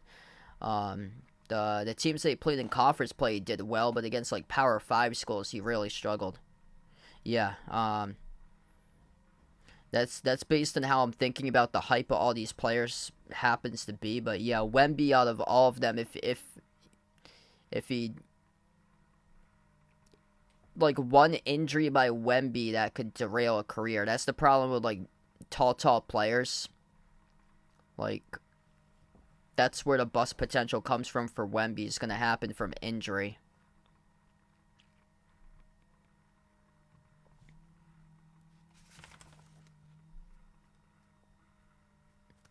Also, Kalabali is that was a big swing there by Washington with Kalabali. He went number 7. I thought he'd be like in the back of the lottery.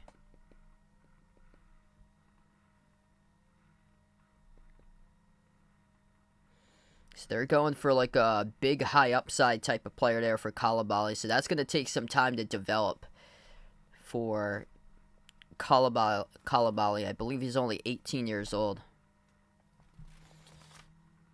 Yeah, Thunder got Cason Wallace. I like his potential in the league for Cason Wallace. What's good? We got Oki in the stream. Welcome in.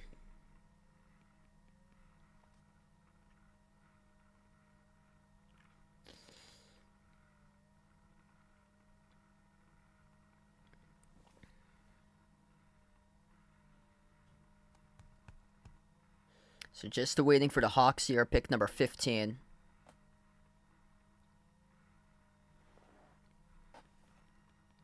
Yeah, I like the pickup of Porzingis. Him in general because they needed a lot more front court depth on the team. It's just giving up Marcus Smart is where I get like mixed emotions about it. Marcus Smart, the heart and soul of the Celtics. It's just tough to say goodbye to a player that thought that he would be playing the rest of his career with Boston and that he would finish up his career with the Celtics and just bleeds green. And my I it's going to be an upgrade offensively with Porzingis, but the problem happens to be the defense now for Boston, especially the perimeter D, and plus like the physicality of the Celtics there for them. So I do like the upgrade in an offensive selection that they go with Porzingis. So I like that upgrade. It's just if he can stay healthy, that's the question, and then they're gonna have to get perimeter defense and be able to maintain their physicality, what they have. Yeah, yeah, that's the thing too. Smart tries to do too much offensively, especially like late stage of the game. Like he thinks that he is the the guy that's gonna go up and toss up shots late in the game, and it keeps on costing them. So yeah, they got better offensively. Oink oink on the stream. Welcome in. Hey, there you go. Atlanta Hawks, they got their pick.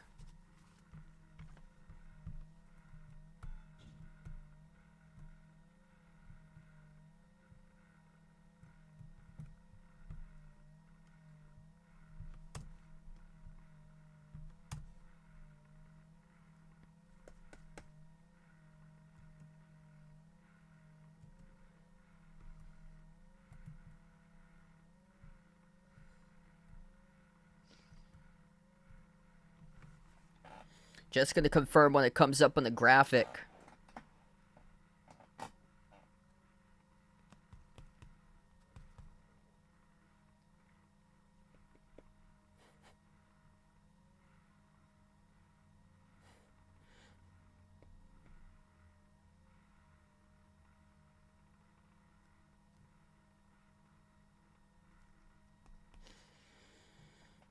UConn's Jordan Hawkins at 14.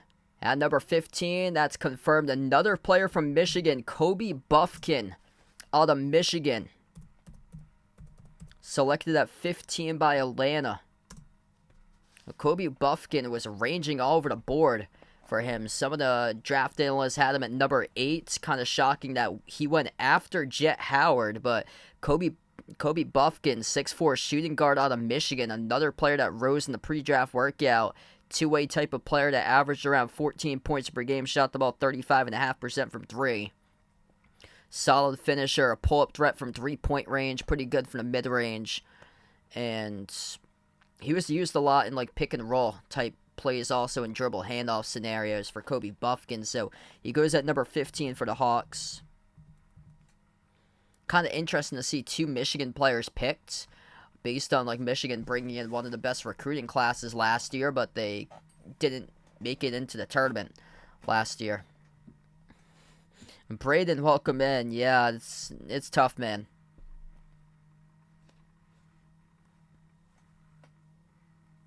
That was tough waking up to that news.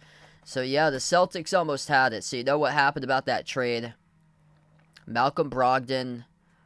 There were concerns by the Clippers, and Malcolm Brogdon wasn't able to be acquired by the Clippers because they were concerned about his injury. So that 3-way deal that they were going to get before midnight last night didn't happen because the Clippers backed down from it. So then Memphis got on the 3-way deal with Washington and Boston, and then Memphis agreed with being part of that trade. Tyus Jones to Washington, Porzingis to Boston, and then Smart to Memphis.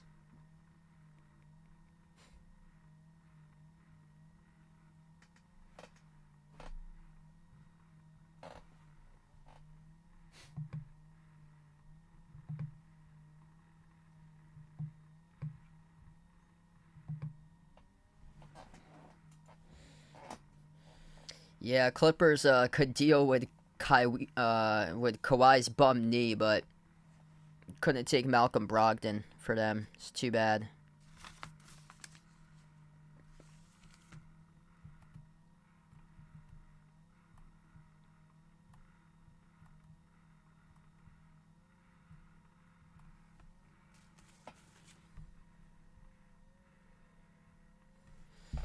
Utah's got their pick in.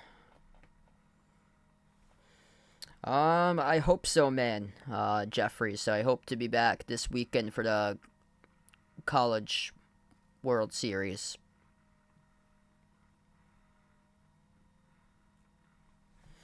Yeah, I heard it is still going. 0-0. Yep, top of the 11th inning. 0-0. That's wild. There's 5 total combined hits.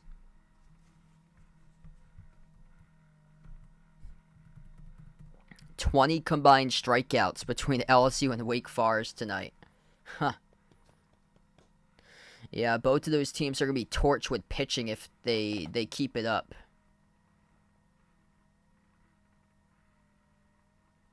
No, I just deleted the comments.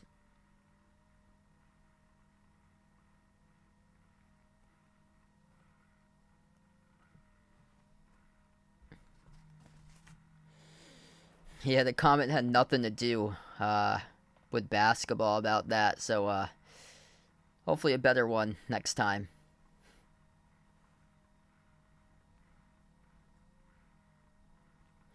Cam Whitmore is still on the board. He was projected around 5 and 6 on draft boards, and here we are, 10 picks later at 16, and yet to be picked so far by Cam Whitmore.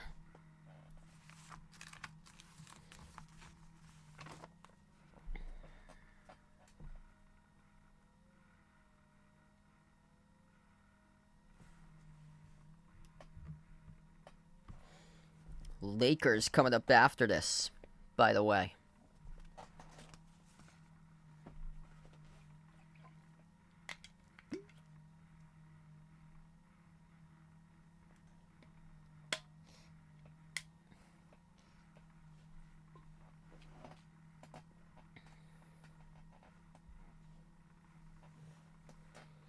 Yeah, so the Celtics going to pick at number 25.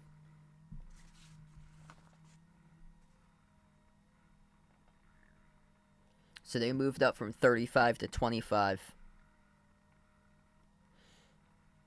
Utah selecting Taylor Hendricks the first time around at number 9. Taylor Hendricks, 6'8" power forward from UCF. Big man that can stretch the floor. Shot about 39% from 3 this past season at UCF. 3-and-D type player. Rose off the draft boards, not because of what he did in college, but what he did during the pre-draft workouts.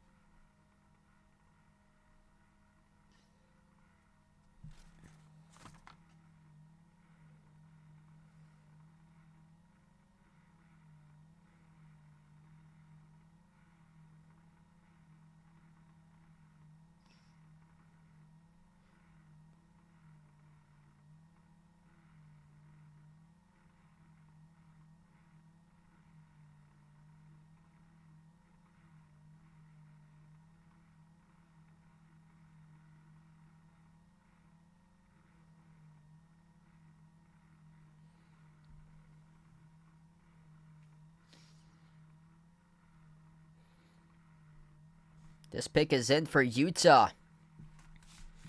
They select Keontae George from Baylor.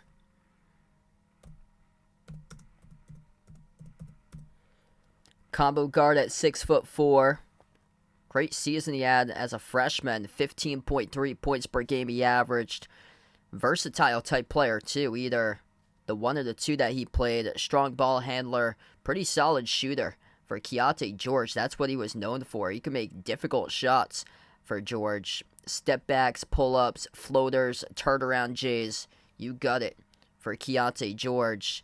And just has in his bag a multitude of shots with his shot-making ability. He did struggle with consistency, especially later in the season. I think he might have dealt with an injury late in the season for Baylor, but he was part of a backcourt that was on fire throughout the season last year. Adam Flagler, L.J. Cryer, Keontae George for Baylor.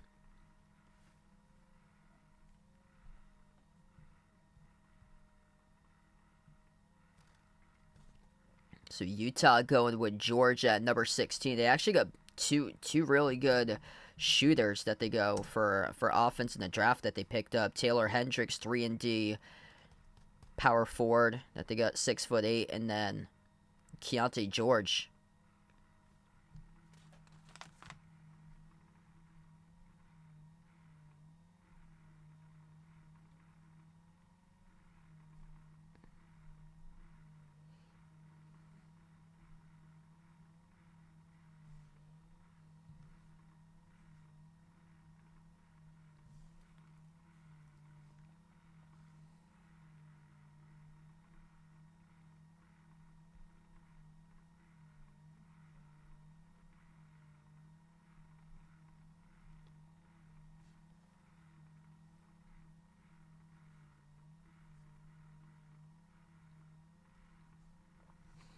Yeah, it looks like probably since they drafted Jordan Hawkins that Zion is going to stay a Pelican.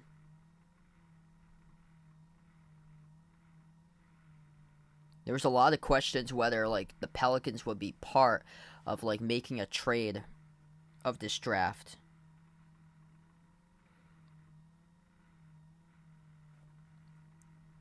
So the Pelicans, so even still with like the recent news that's come out, there's been like nothing out there about Zion being offered in trades.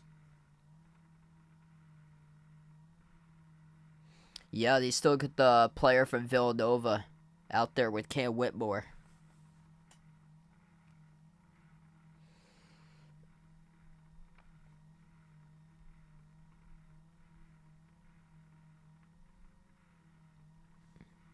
Yeah, there must be like some injury concern or something about him.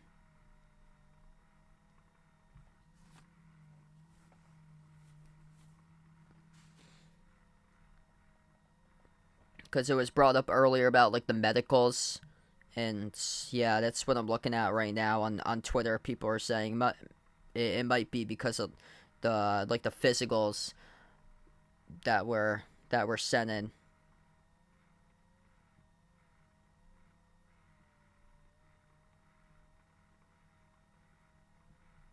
I remember that happened like 4 years ago. Bull. He was projected to be like number 14. He dropped back all the way to the 40s.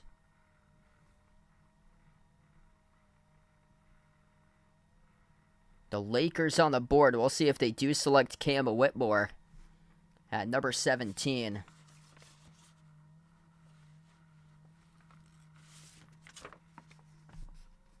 Cam Whitmore still on the board. Athletic wing, high IQ, versatile, explosive defender. Ton of upside in the future for him.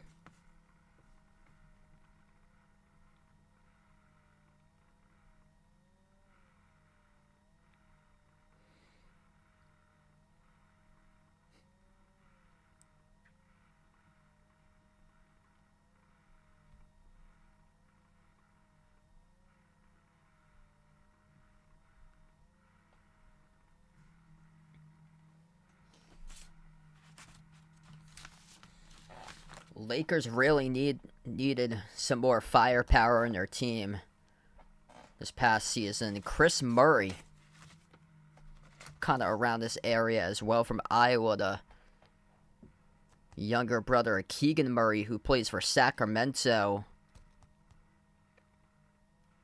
That'll be something with both of them out in the state of California if he gets picked by the Lakers. Also around this to be considered, Nick Smith Jr. That's another player that could be stolen in this draft by Nick Smith Jr., regarded as a top 3 recruit coming out of high school. One of the biggest question marks entering this draft with Nick Smith Jr. He's still yet to be taken tonight.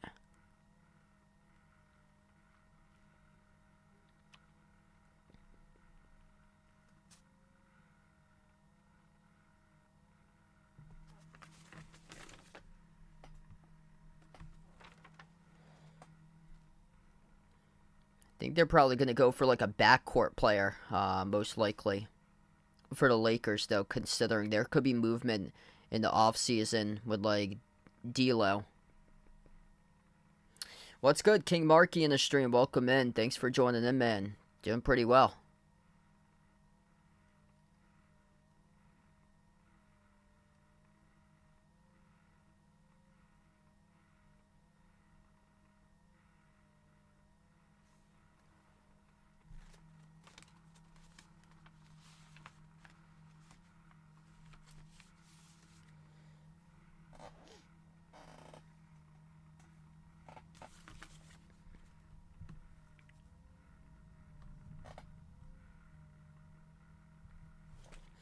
So it looked like, according to Woj, Utah had been having some conversations about possibly trading number 9 and number 16, but they stayed put at those 2 draft picks with 9 and 16. So they got Taylor Hendricks and they got Keontae George.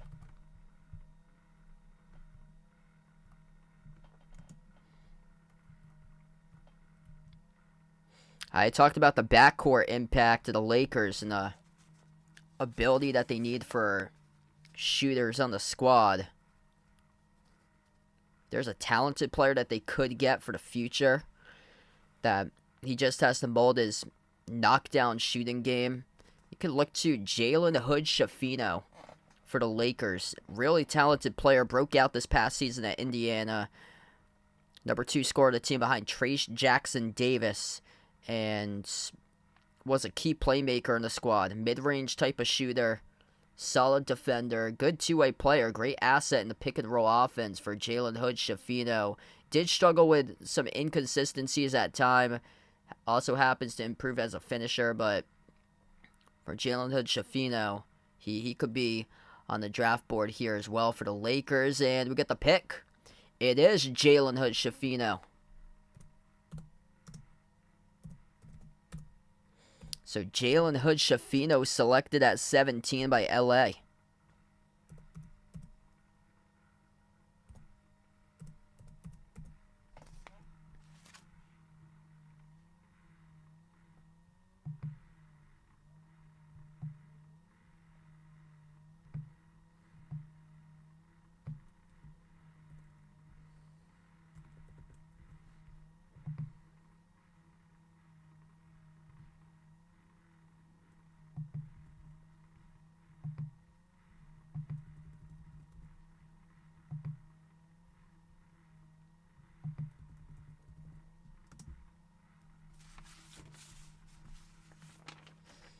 So good get there for LA. Jalen Hood-Schifino, really talented player, and they needed backcourt help, and they got one for the future from Indiana.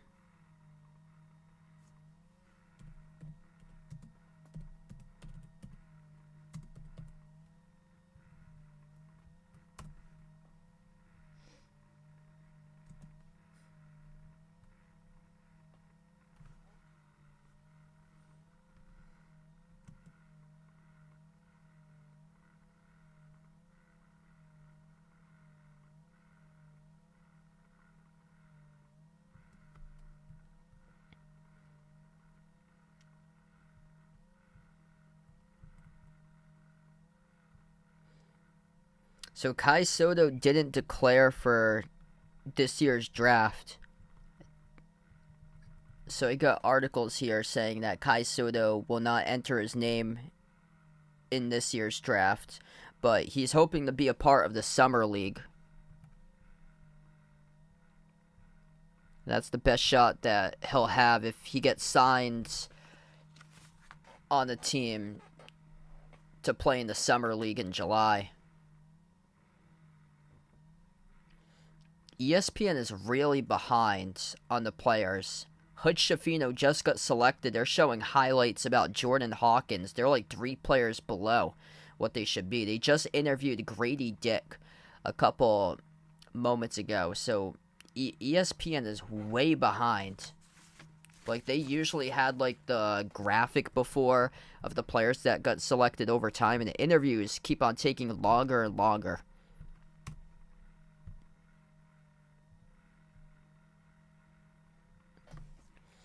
Cam Whitmore still not selected. Guess who has a shot at him? The Miami Heat. Great plays to developing players. Nothing better than a Villanova player in the squad. I think this is where it could go for Cam Whitmore.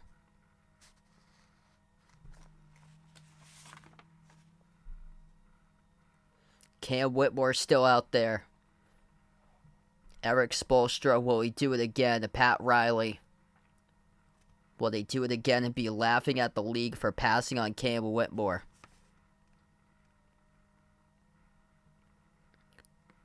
Whitmore with a ton of upside at 6'6", small forward from Villanova. Great upside to be a tremendous defender, and the Heat love solid defenders. High upside players, just such a great developmental team for the Heat.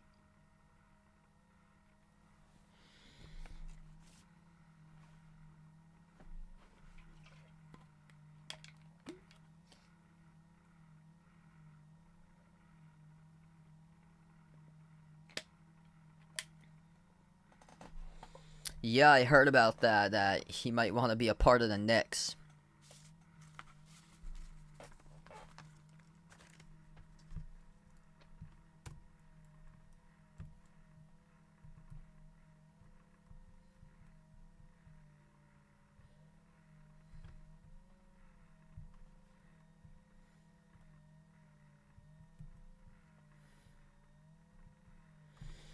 What's good? SF on the stream. Noah, welcome in. Things going pretty well.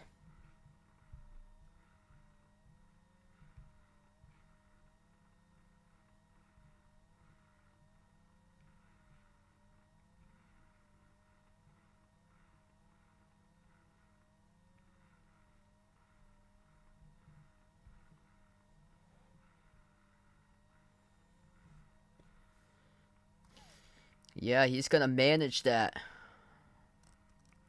Got to start with the healthy eating habits for Zion.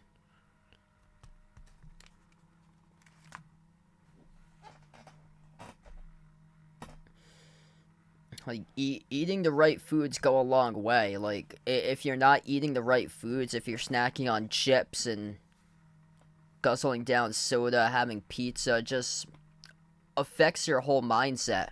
Like, you go out, you're gonna be tired.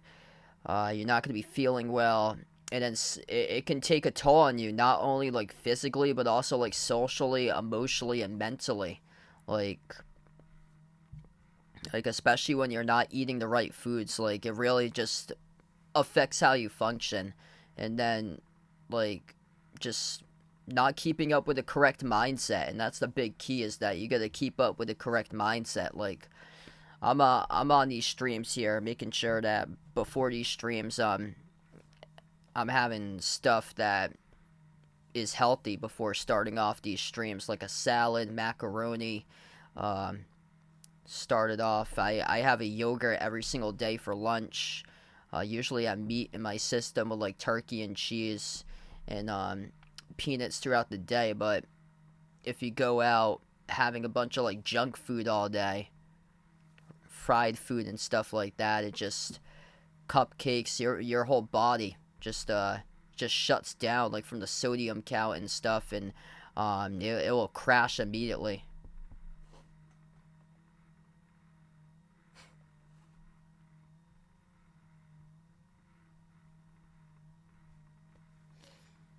Yeah, that's the thing. That's the big thing about like mental health and stuff, is that eating the right foods, it goes a long way to helping that out quite a bit. And then the other parts, just like socialization and being able to make goals in your life and hit those goals. It won't happen every day, but there's steps that you have to take. Yep. Yeah, spot on right there by Oki. Yeah, I've noticed that throughout the years. Like whenever we've gone out to like eat like fast food or so, I've noticed myself like falling asleep at like 4 o'clock or 5 o'clock in like a vacation. If we go out and like have like a crispy chicken sandwich at Wendy's, I didn't even know like they were that bad for sodium until I looked it up a couple weeks ago. I was like, geesh, because when I went on vacation back in April, once we got to the hotel, all of us just like fell asleep like after we had fast food, and we were wondering why we were so hungry throughout the day, because um, once you eat one of those, it makes you like extra hungrier like a couple hours later.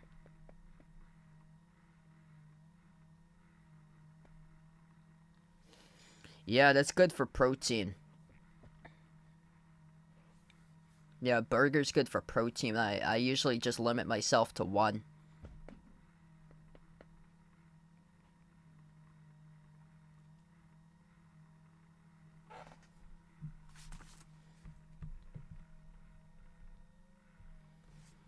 Campbell Whitmore still not taken.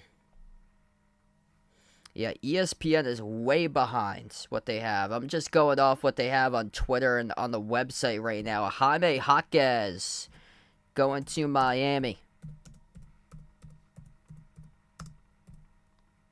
And he is a junior.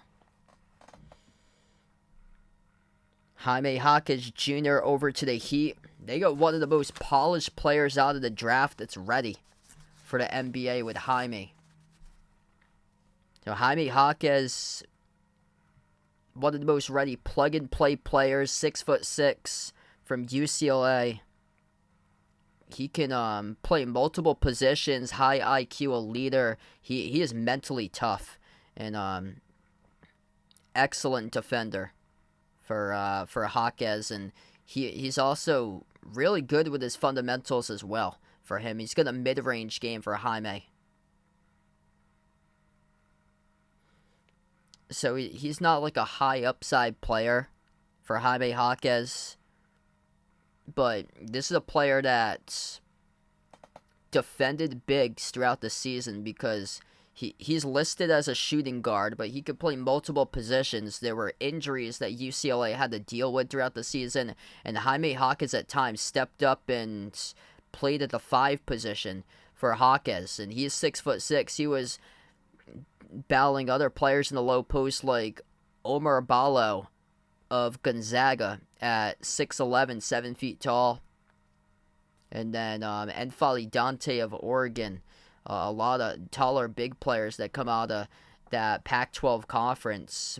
I think there's a center, Muhammad Guy from Washington State. There's a lot of big boys out there in the conference for the Pac-12 that the Pac-12 isn't marketed that strong as other conferences like Big Ten, SEC, so Big 12. So they're not marketed that strong. They don't have as many games on like the bigger networks like ESPN. A lot of them get put on like a CBS when like another conference has the similar time slot with a game on ESPN at the same time on the weekend. So it's different competition out there. They play like a different style of basketball, and yeah, they play a patient, high IQ type style of basketball at UCLA. So yeah, I actually like the pick there. He's a plug and play player for just to add depth onto an already contender. So he goes directly to a contender, plug and play player that just adds to the bench, which makes sense because Miami's got the assets to trade away players like Max Strus, Duncan Robinson. They got so many bench players that they could trade away to be a package part to Portland to ship so they could get Damian Lillard. So Jaime Hawkins Jr. just adds in another bench scoring impact player that's a good two-way player on the floor that you just automatically plug and play. And still Campbell Whitmore yet to be picked up. Golden State on the clock right now. Also, Nick Smith Jr. yet to be picked up as well. Moses Moody from Arkansas already on Golden State. Those two could potentially team up if they go with another Hogs player. Actually, looking at it, Jordan Poole was traded today. You're looking at on another player that's a Splash Brother impact player for the future for Golden State since they got Chris Paul and traded away Jordan Poole. Braden Pojemski from Santa Clara, California, Santa Clara. He could be a player that could be picked by Golden State. Looking at the fit here, thinking about the Jordan Poole trade today. Pojemski averaged just under 20 points per game, just under 9 rebounds per game, shot the ball at just under 44% from 3. High-level knockdown shooter and a pretty solid rebounder at just under 9 rebounds per game for a guard, listed at 6'4". Now, the question here is that the competition that he does face, it's a question mark there. WCC, not really high competition compared to Power 5 competition, so that's the only thing. Doesn't really face high caliber defenses playing in the WCC, but I believe they had Ryan Rollins sent as well over to Washington as part of that trade, so they get a chance here to find another bench scorer for like a sharpshooter since they sent Jordan Poole away. Kirsten, thanks for joining in. Welcome to the stream.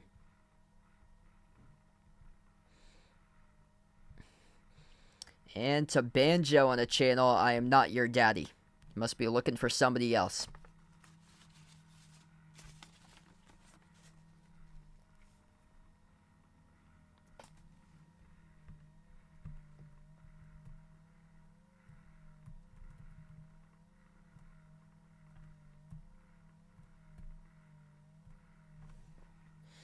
Golden State's pick is in. Golden State selects Brandon Pojemski at number 21 from Santa Clara.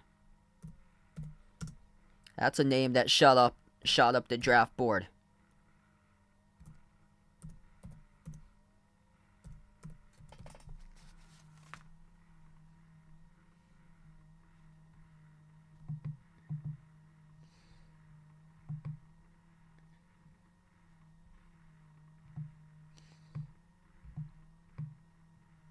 Gonna have to get that scroll up in just a moment, because Houston's pick's about to happen in a few moments. Campbell Whitmore still yet to be picked.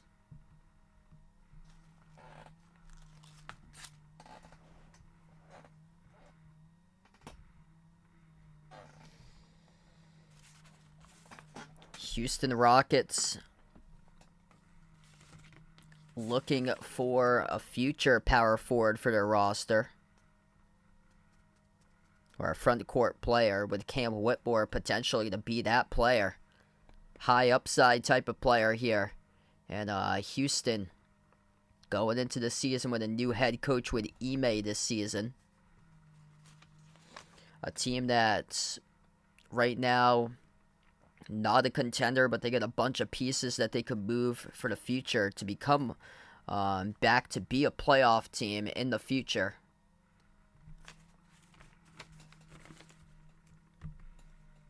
Wow, thanks for the update. So I see right here, LSU against Florida, final score 2-0. LSU knocks off the #1 overall seed of Wake Forest, 2 in a row for LSU to advance and play in the College World Series Championship. Wow. Good for them, man.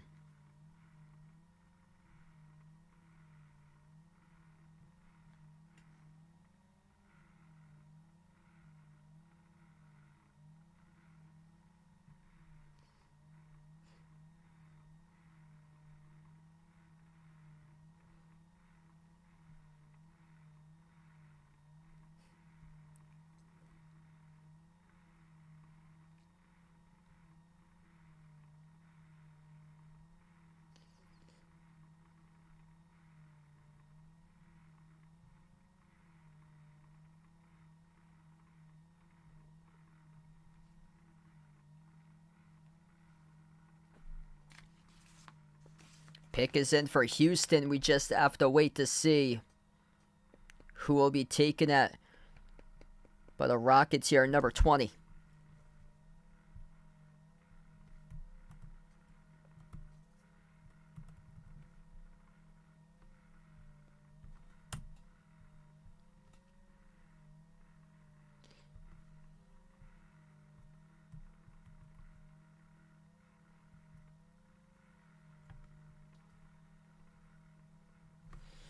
According to Woj, the Houston Rockets strongly considering to end Cam Whitmore's slide at number 20. They got a decision to make right now. Houston leading towards Cam Whitmore potentially. This could be where Cam Whitmore gets picked up.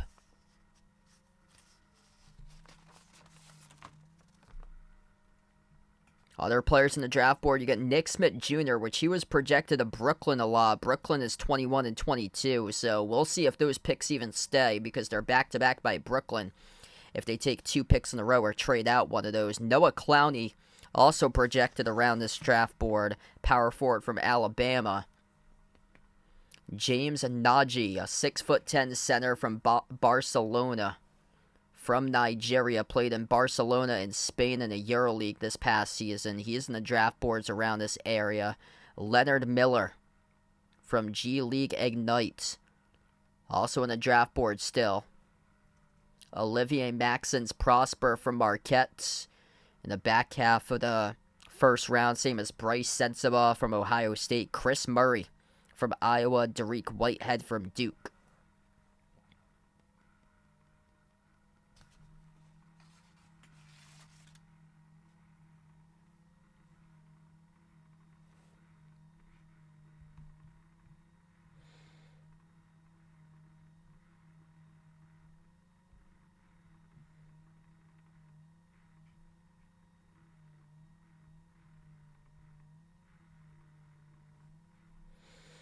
Yeah, he hasn't played like high-level basketball. I can see why, because he's one of the better shooters in the draft, so replacing Jordan Poole due to the sharp shooting, but the quality of basketball that he's played hasn't been there for the pick that Golden State got.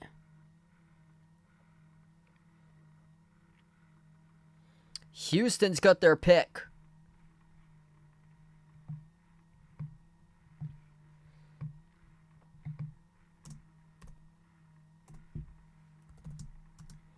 Houston's going to end the slide of Cam Whitmore as he finally gets taken. Number 20 to the Rockets for Whitmore.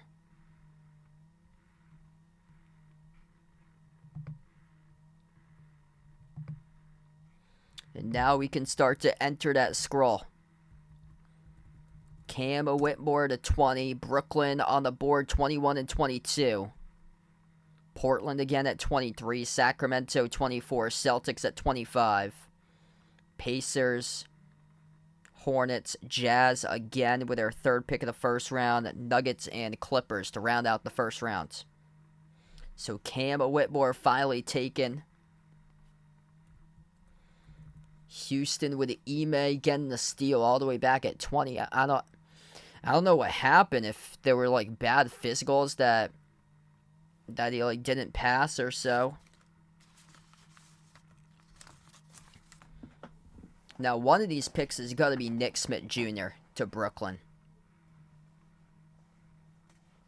I've seen him mocked a ton to the Nets. He's the best available player on the board right now for Nick Smith Jr. A lot of question marks with him. This is going to be a steal, whoever gets Nick Smith Jr., because he came into the season a top 3 recruit. And then he got injured with a knee injury, had to miss significant time at Arkansas, and he slipped back a ton on the draft board. So now here we are at 21, Nick Smith Jr., top 3 player entering the season, and yet to be picked so far. He's got a ton of scoring upside, though, which is what the Brooklyn Nets need. They might be shipping Cam Thomas off to another team, which loses a lot of the scoring punch. As he had a couple big games when he played. That's when he played. He got benched a lot, though. But whenever they were missing players and he had to fill in, Cam Thomas was a walking bucket and went off. So he might be looking for a bigger role in the offseason for a Brooklyn team that, shockingly, stayed in the playoff hunt. Got the 6th seed this past season.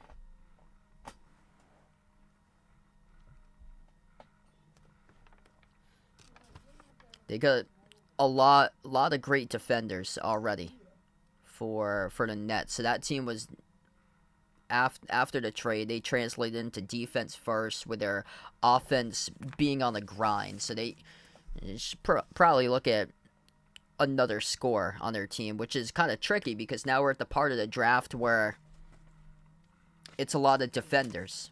That's where I think Nick Smith Jr. could come in, because he's got a lot of like offensive upside for the future, and the Nets need that scoring punch since they lost KD, since they lost Kyrie, and are just missing any sort of star potential on their team. But they got a lot of like good defenders coming up in the later picks. James Nagy, a 6'10 center that played in Barcelona. Noah Clowney, 6'10 power forward from Alabama. Really good rebounder for Clowney. Great on the glass.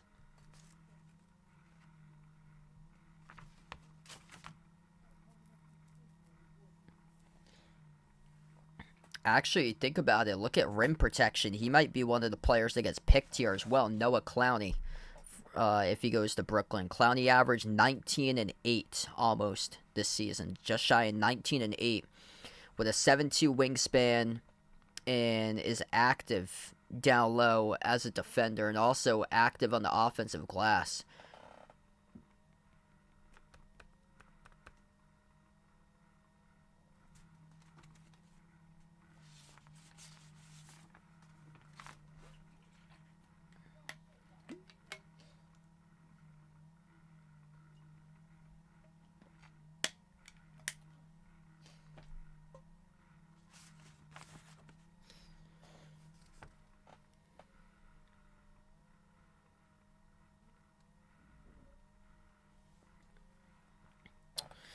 Yeah, 25.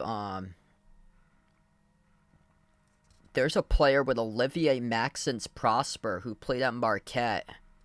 He's a really like physical type of player that plays with like a dog mentality, scrappy type of player that they might go after. So since Boston lost Smart today, they need to get back to some type of physicality and put it up to another level of toughness once again. I saw the draft comps for Olivier Maxence Prosper, and he had like a lot of like the early like draft comps that Marcus Smart had. A player that dives for loose balls, plays with a bunch of heart.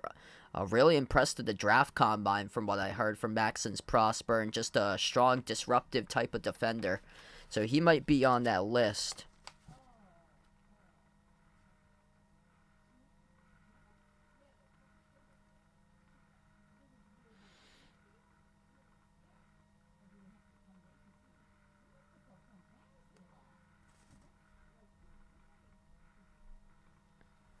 Bryce Sensabaugh is around that area too from Ohio State, a knockdown type of shooter for him. Shot the ball above 40% from three, averaged above 16 points per game at Ohio State this past season. So that's if they're looking to add to their perimeter shooting. But I think you got to address defense for Boston. That's the reason why you lost in the playoffs, because you're a defense, and you need to get back to the heart and the grit and the hustle on your team. So that's where I like Maxence Prosper in that case.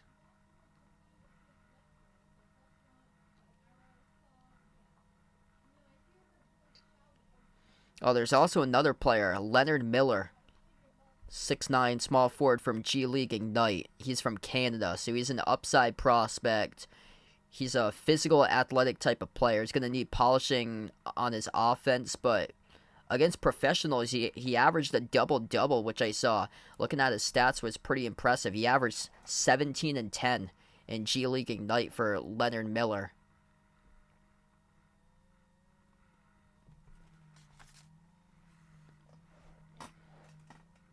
So this pick is now in for Brooklyn. They have made a pick for pick number 21. They did need to address rim protection at the bottom of the NBA this season in rebounding.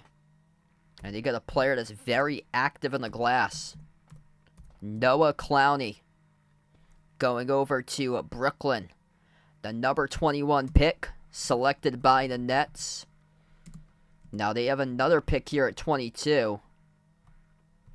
Usually in previous drafts, there's been trades around this area when a team has been picking twice. So we'll see if that happens here at the 22 pick.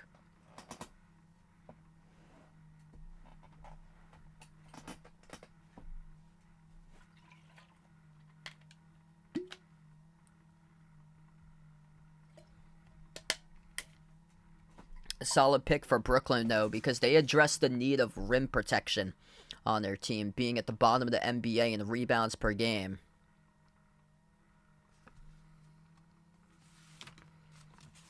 Noah Clowney, 6'10", power forward from Alabama, averaged 18.8 points per game, 7.9 rebounds per game. Got a 7'2" wingspan, a solid defender, good rim protector that hustles, mobile defender, and he battles for rebounds. He is tough on the glass. He tips a lot of those rebounds off the backboard, comes up with them for offensive rebounds to create second chance shots.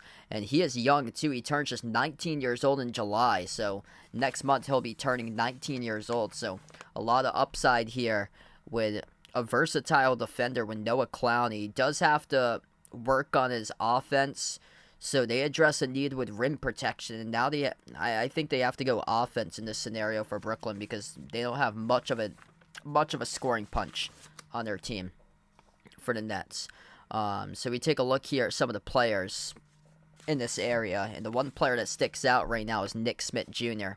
Nick Smith Jr. in terms of offensive players for potential, I think he's got the most potential in the future. Top 3 recruit, slipped back in this draft, and slipped back in mock drafts. That's due because of his injury. Suffered a knee injury, and it limited him this season. Really limited him in the NCAA tournament as well for Nick Smith Jr., but he's got a ton of scoring upside for him in the future. Andy in the stream, welcome in. Yeah, nothing yet by Chicago.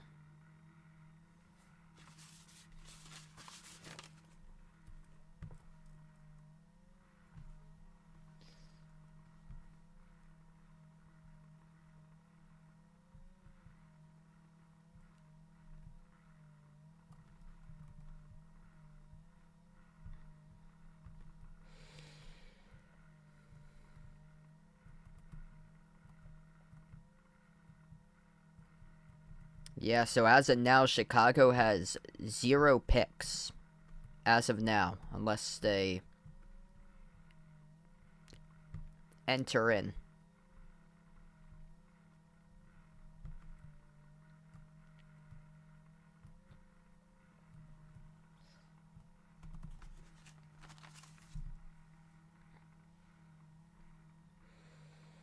Yep, so slow every single year. It said that the local news would start at 11 p.m. It ain't gonna start at 11 p.m. That's the worst part about it is you think about the people working up late doing the live local news at night, and the NBA draft saying to you that, yeah, we've reserved the 8 to 11 p.m. time slot. We'll be done at 11 p.m. It's not the case. We've got through 21 picks out of the 60. There's 2 picks that get forfeited. So tonight it's actually 21 of the 58. And we're not even close to being halfway through this draft, and we're already past 10:30.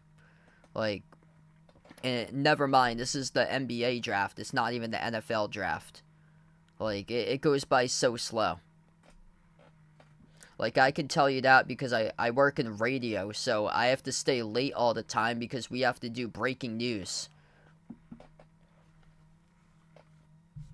And I honestly, working in, like, radio and, like, media, I honestly wouldn't recommend it for a lot of people because it does do, like, a lot of, like, long hours. Like, at the end of the day, you're working a lot, like 10 to 12 hours a day sometimes, and not even being told when you go into work that you're working those hours. You just go into work, and if a story breaks 5 minutes before you have to leave your shift, you have to stay there for an extra 2-3 hours and cover it or so.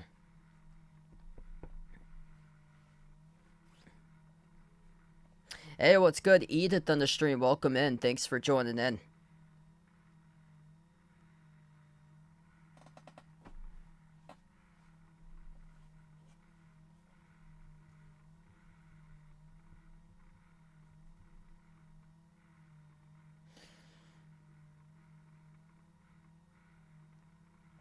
That baseball game that finished up between Wake Forest and LSU, that went to extra innings. LSU won 2-0, went final 11 innings.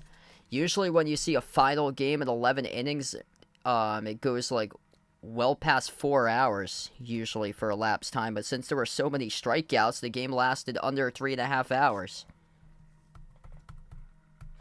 Yeah, sadly, Marcus Smart got traded last night.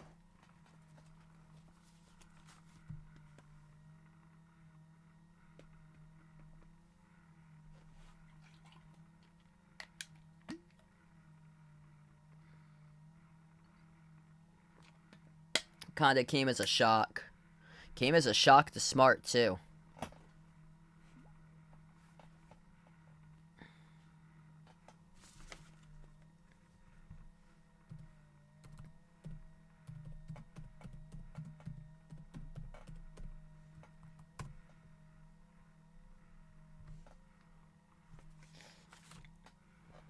The worst part about it was that ESPN created a graphic with Marcus Smart in the Memphis jersey, and then they changed his hair from green to blue. That's the worst part about it is. So whoever's working graphic design over at ESPN didn't realize the real reason why Marcus Smart dyed his hair green.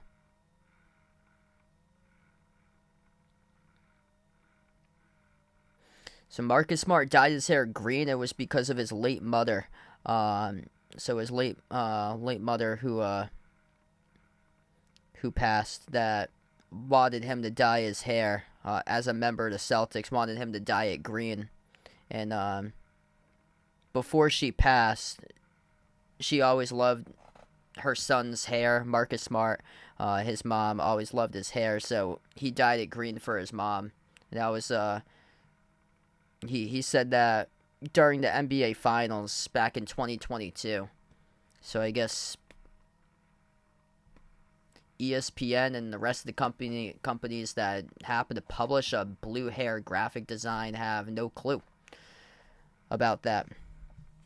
I think it was mostly ESPN, yeah, because there's articles about ESPN today why they did that.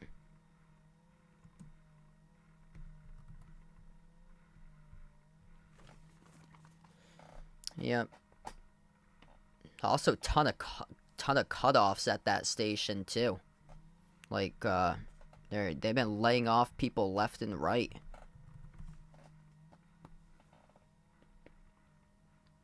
So a lot of people go on these streams when I announce games. They're like, "Dude, you should be working at ESPN and stuff." And then I'm scrolling through the internet, seeing articles, and then it says that more layoffs to begin. That's too bad.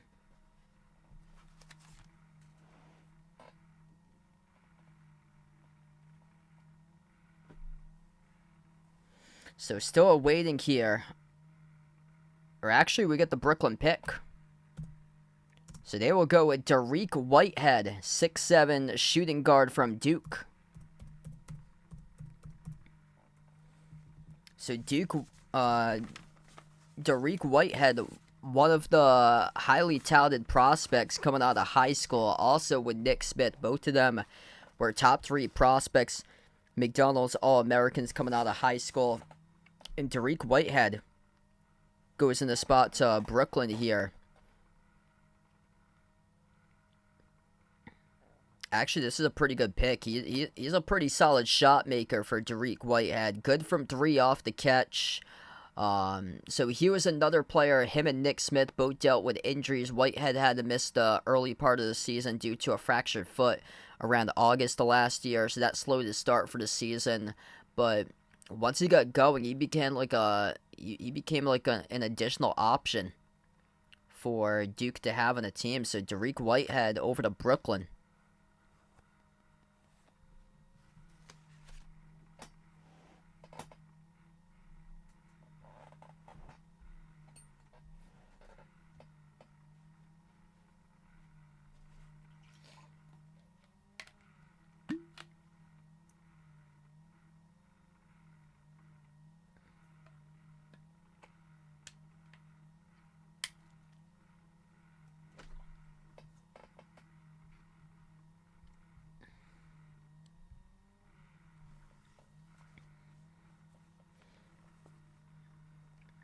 So Portland earlier in the draft, they picked up Scoot Henderson at number 3. That was a steal for the Blazers.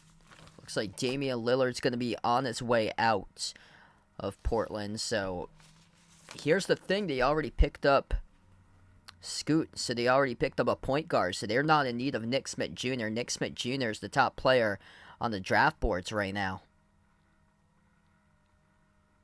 ESPN's bringing me up Rayan Rupert as his best fit, a shooting guard from France. So that's what they've got on the draft board.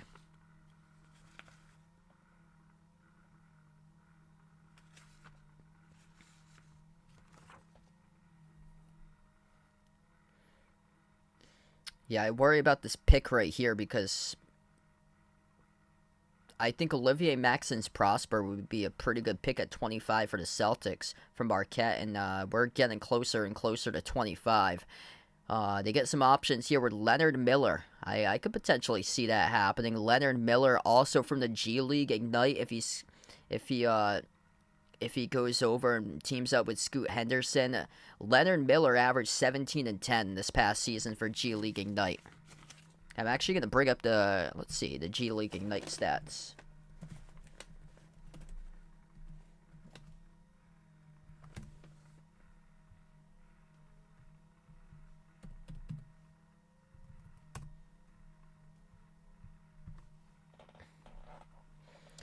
Yeah, Woj is barely tweeting about this stuff. I got Shams is up. Shams is way faster. Also, you have to keep on notice that ESPN is on like a 30-second delay usually, but still it's way later than what we have.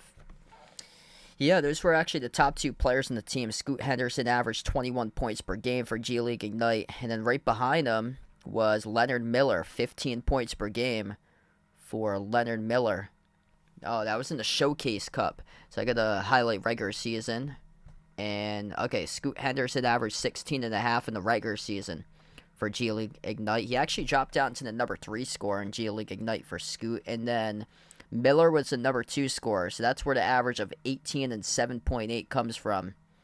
Or 18 and 11, so that's where the average of 18 and 11 comes from for scoring and rebounding per game. And then John Jenkins was actually the top player in G League Ignite, playing 27 games, averaging 18.5 points per game. That's for scoring. He was the top scorer for John Jenkins.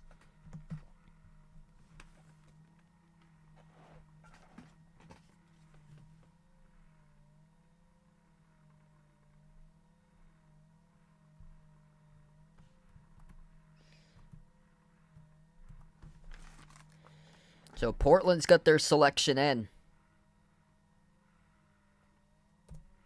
Their selection goes to Kris Murray. Younger brother of Keegan Murray. That's unfortunate for Sacramento. They were one spot away from having the Murray brothers playing on the team together. But no. Portland takes Kris Murray at number 23. 6'8" power forward from Iowa. The younger brother of Keegan Murray. Really shined this past season for Kris, stepping up, replacing previous production by, in the past, as they've had big scores like year after year after year. Looking down the line, Luka Garza, Keegan Murray, and Kris Murray replacing that production that had his brother Keegan going off in the year prior. Kris Murray averaged just over 20 points per game, just under 8 rebounds per game. 3-and-D player, he can stretch the floor, knockdown score, and he did have lower efficiency than his brother Keegan. That's why he was not as high on the stock compared to Keegan, and Keegan was a better scorer. I think Keegan averaged like 24 when he played the season prior. Keegan was a walking bucket back in Iowa, but still pretty solid by Kris Murray, the younger brother of Keegan. So almost to Sacramento. That would have been quite a thing if both of them had played for Sacramento. But I think in terms of fit, though, Sacramento,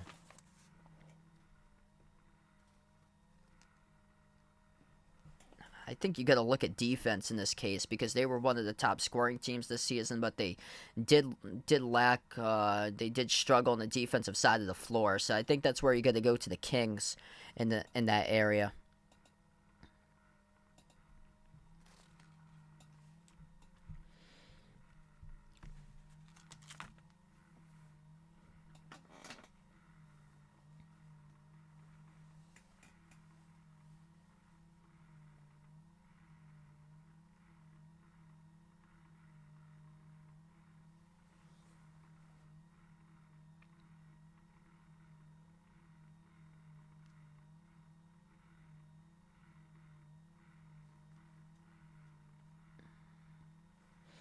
I think this is the area where teams are stealing other teams' picks. As this pick comes up, Sacramento has selected Olivier Maxence Prosper. So we were so close for the Celtics. That's a crusher.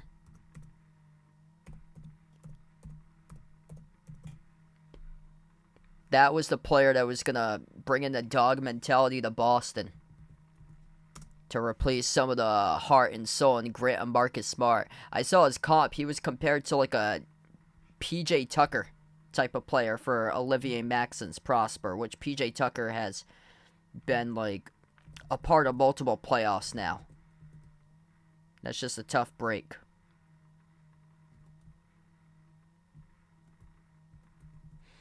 What's good, Woo Pig in the stream? Welcome in. Thanks for joining in. Just going to double check on this one right here, because there could have been a trade on this pick. This pick actually might have been traded. I'm just going to double check on this.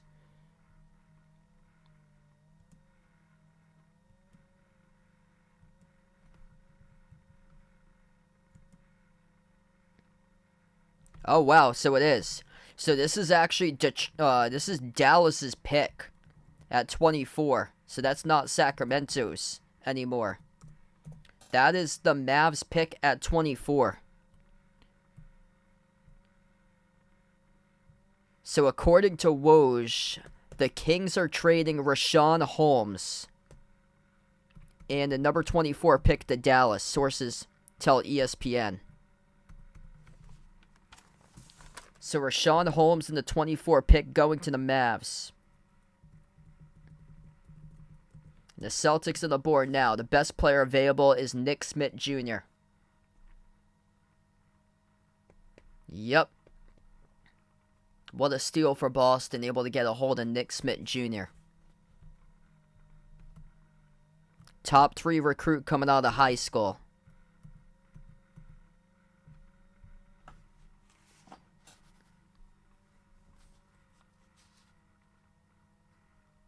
Also, they do need another backcourt option since Smart left the team, and they're probably going to have other players depart from the backcourt, like Malcolm Brogdon, which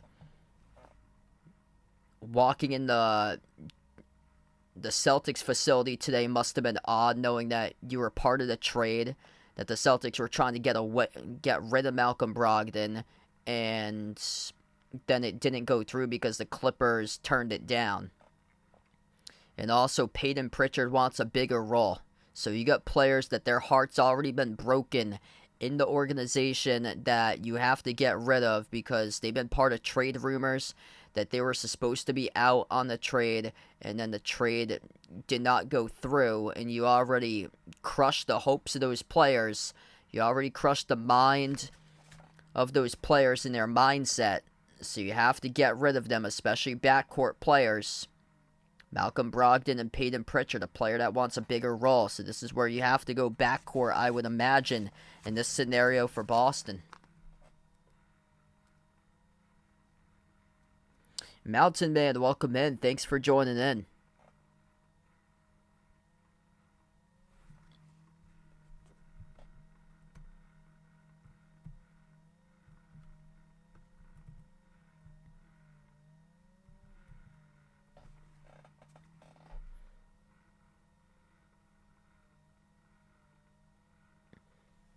So Boston will be trading this pick to the Pistons.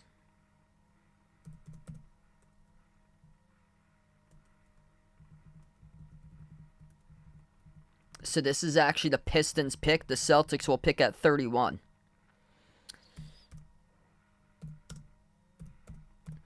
I said I'd do the first round picks. I'm going to stay with 31. If the Celtics pick at 31, I'll hang in for 31. So I'll hang on this stream until the Celtics pick at 31 if they pick.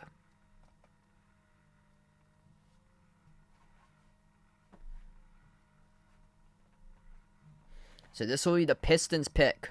Boston, yesterday they were 35. They got up to 25, and now they go back to 31.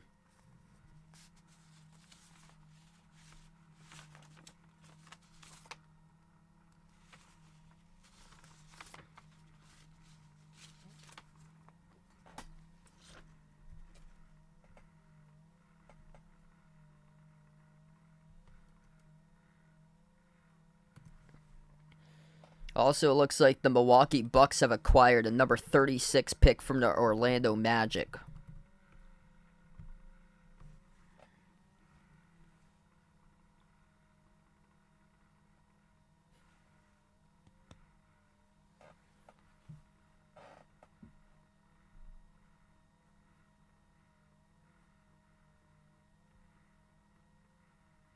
Wow, that's wild. Yeah, I got confidence Jaylen Brown's going to come back stronger than ever next season. I remember when the Celtics got eliminated against the Bucks back in 2019 in the second round. Jaylen Brown, next day, he was in the gym working on the shot the next day once they got bounced out of the playoffs. So I'm hoping next year that he can start to put it together with a better left hand.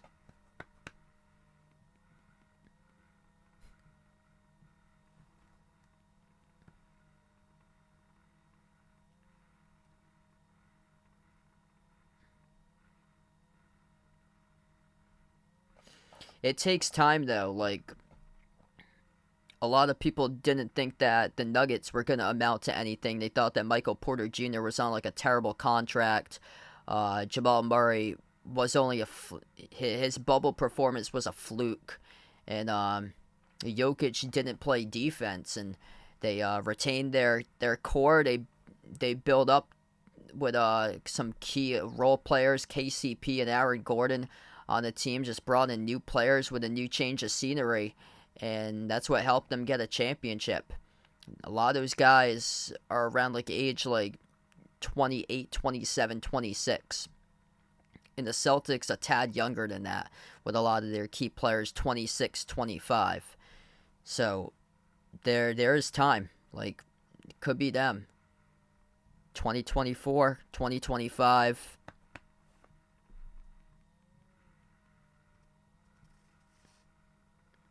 Yeah, that's what we have to find out. It takes you gotta they they have players in mind that they're dealing away, and they now you need to get rid of Malcolm Brogdon.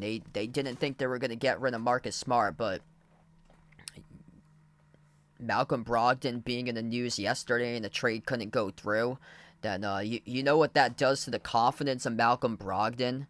I mean, that's just bad for the confidence. That's what happened last season with Jaylen Brown. The poor dude, his confidence had already faded away back in July when people were saying the Celtics were out there to get KD straight up for Jaylen Brown. And being in trade rumors and knowing that you were part of the trade, but the trade actually didn't go down, like, what happens with a player's confidence to that just derails that player. You think about that throughout the course of the season,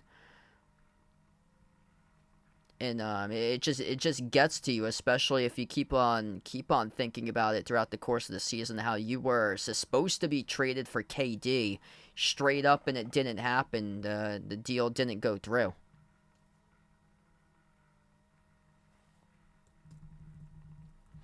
So this pick for Detroit, it goes to Marcus Sasser.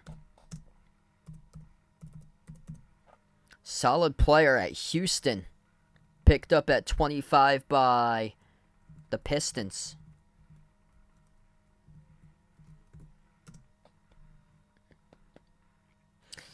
Yeah, it looks concerning for Brogdon's injury.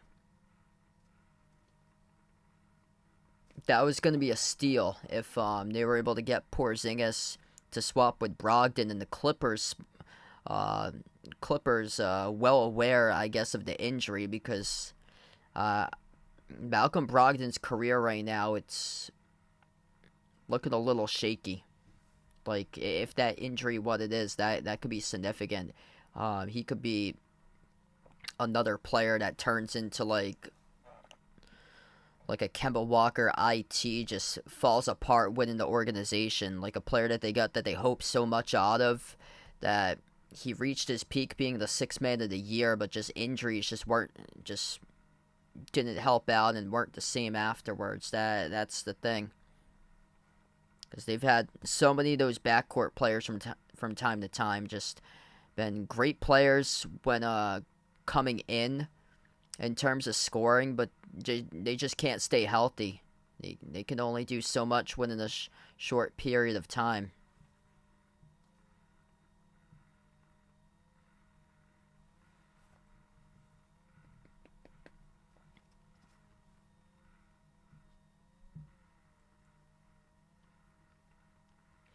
Pacers selected Jarris Walker from Houston for the first pick that they had back earlier in the draft.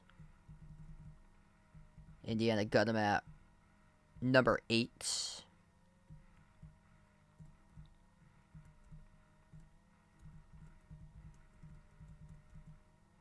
Hey, what's good, Christian? Welcome in, man. Yeah, I'm shocked about it. Kind of like mixed about it. I hate to see Smart go. Out of all the players, it's gonna be tough to replace that physicality and heart, grit, mentality on the floor. You just can't be soft if you're the Celtics anymore. You lose that mental, physical toughness with Smart not on the team anymore. Porzingis, though, addresses a need of front court depth, considering Al Horford up there in age, going to be more of a bench player next season. Rob Williams can't stay healthy, and can Porzingis stay healthy? That's the question. You got you're looking like a crippled team right now with the players that you have. Malcolm Brogdon's injury looks like it's pretty serious.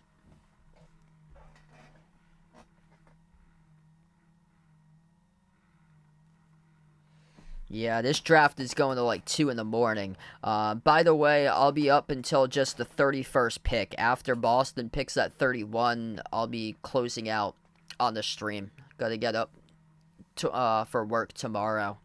Yeah, these drafts just keep on dragging on. It said that the late local news would start at 8 o'clock. That is an absolute lie. We're on pick number 26. We're not even halfway through the draft, and it's 11 p.m. almost at night. They got to start to figure out timing about this.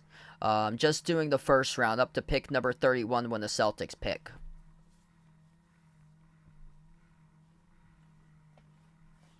Like, this is ridiculous every single year because you wait all this time to watch what your team picks, and it goes past midnight.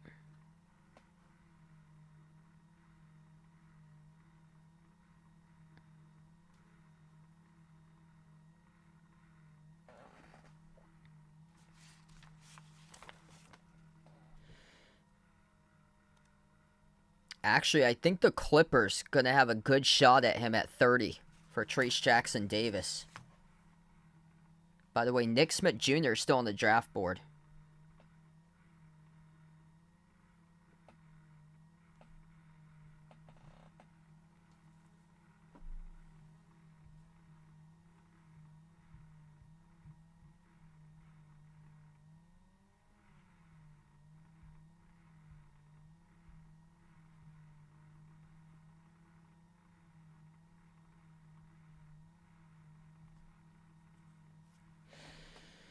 It's crazy enough with the NFL draft. Like, I think they usually start an hour earlier. Like, they planned it out as like a 4-hour block from like 7 p.m. to 11 p.m. They never take 11 p.m. Those drafts for the NFL go to like 12:45, 1 in the morning.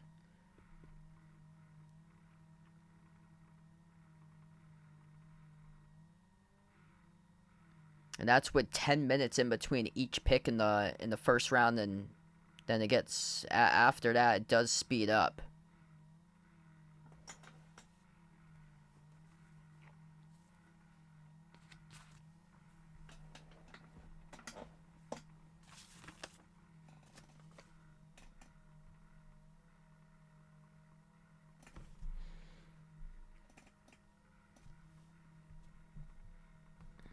Charlotte's now on their pick, just gonna get the Indiana pick because Indiana's already got their pick in.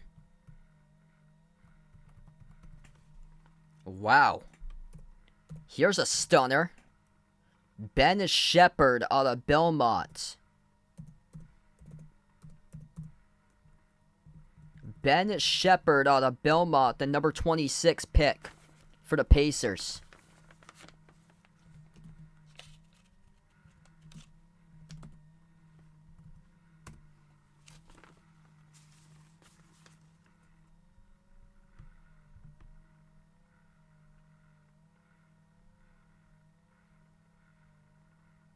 Wow, he was a 4-year player at Belmont, senior. Average 18.8 points per game, 5.2 rebounds per game.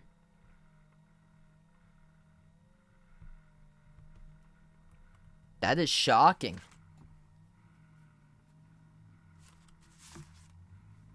Did they go with a player that doesn't have much upside, hasn't played against like quality competition? He has improved tremendously as a shooter throughout his career, 41.5% from three-point range, but gotta look at the competition because these are just like regular top scoring numbers of a player in a mid-major conference.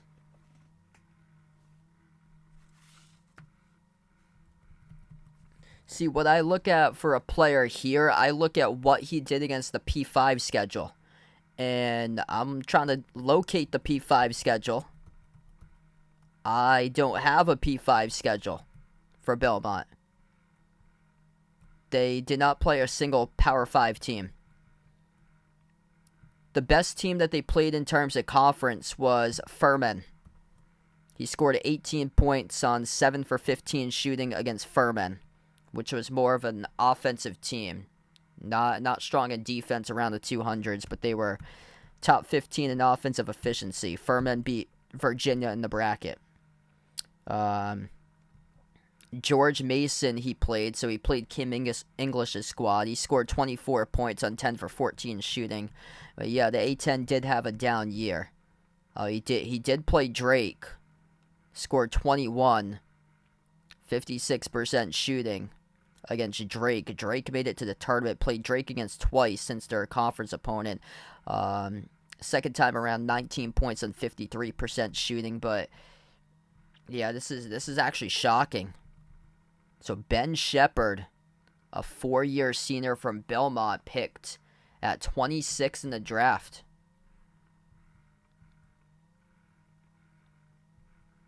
So these are the teams that they faced in the non-conference slate. They had ample opportunity to schedule a Power 5 for Belmont. They went ahead. They scheduled Ohio, Furman, Lipscomb, Tarleton, George Mason, Howard, Georgia State, Valparaiso, Illinois State, Middle Tennessee, Tennessee Chattanooga, Sanford. Those were some of the teams that they had on the schedule. Non-conference slate.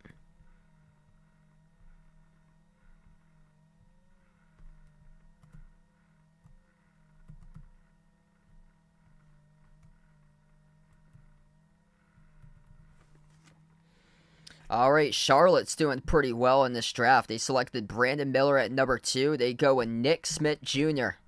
at number 27. So Nick Smith Jr. finally off the board for Charlotte. Got some interesting decisions to make with some of the players in the offseason, looking for maybe backup point guard help. Terry Rozier, potentially, that he'll get moved in the offseason. Jazz now on the board. This is 28. Utah's already got their picking, so this is going by a little bit quicker right now.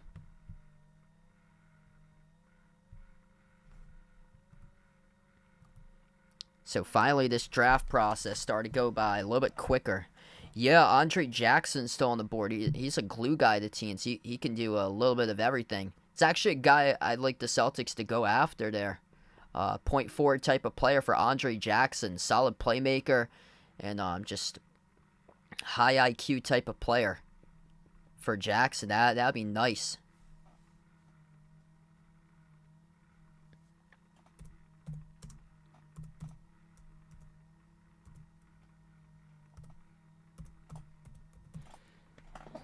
Utah selecting Bryce Sensabaugh at number 28.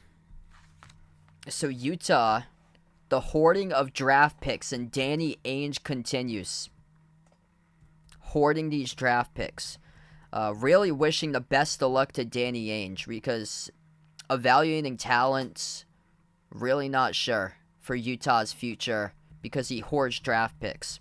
He wrecked the Celtics that way when he drafted players like Tremont Waters, Carson Edwards, Aaron Nesmith, Romeo Langford, just hoarding constant draft picks in 2019.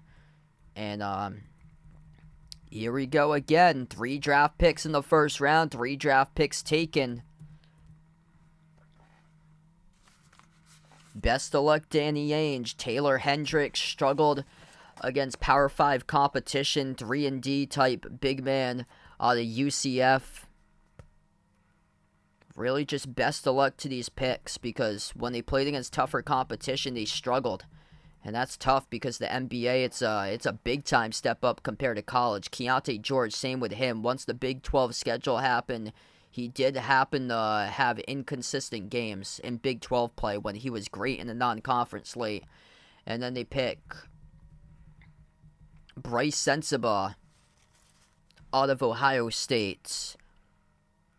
6'6" wing, combo guard, shot the ball above 40% from 3, but known basically as a perimeter threat for him and a scorer, but in terms of a defensive game, he does struggle on the defensive side of the floor. So he's known as like more so a one-way type of player instead of two. So really, best of luck to Utah and Danny Ainge's squad and those picks that they have tonight.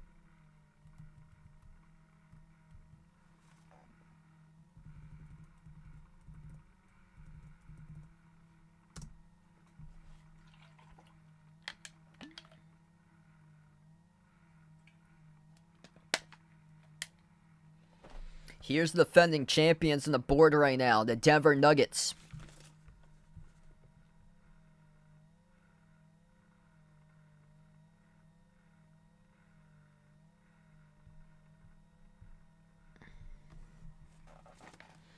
On the draft board at 29.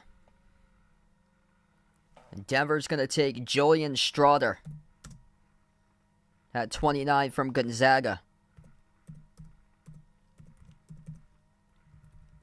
Actually, that's a pretty solid pick they got.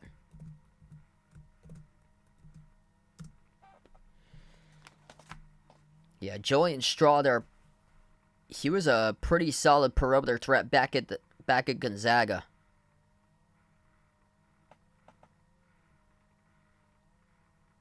With Bruce Brown probably departing in the offseason, you do need another, like, guard that can go out and get you buckets, and Strawther can.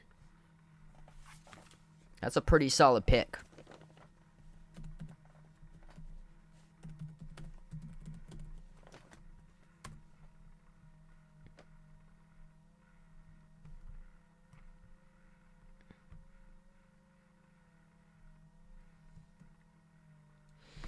Yeah, he really improved as a player. Scored above 15 points per game this past season for Strawther. Shot the ball above 40% from three. His numbers skyrocketed this past season.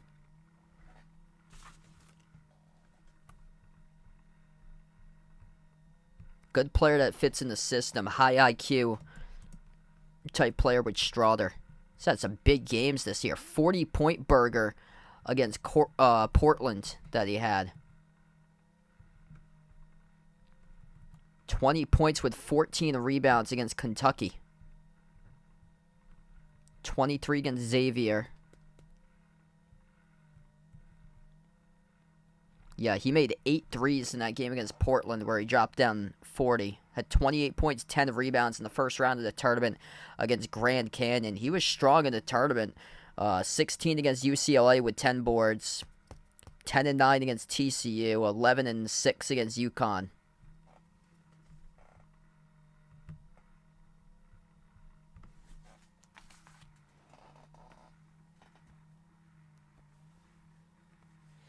Okay, so we're going to hang on for 2 more picks. Thanks all for joining in and being a part here on the stream tonight. Really appreciate you guys for coming on board, being a part on the channel tonight. This weekend, I'm probably going to do another special live stream of the College World Series, so if you guys would like to come on board, feel free to do so. If I'm around Saturday night, I'd hope to be back covering College World Series Game 1, Florida against LSU, so just ring that notification bell to be notified when I do go back live for my next stream. If I don't go back live this weekend, my next if I'm not live for some reason, Saturday, Sunday, Monday, I'll be back around July 5th for the NBA Summer League. So, Summer League does start a little bit earlier. I'll be up in New Hampshire, though, so I'll be back on July 5th, hoping to cover some Summer League games, hopefully.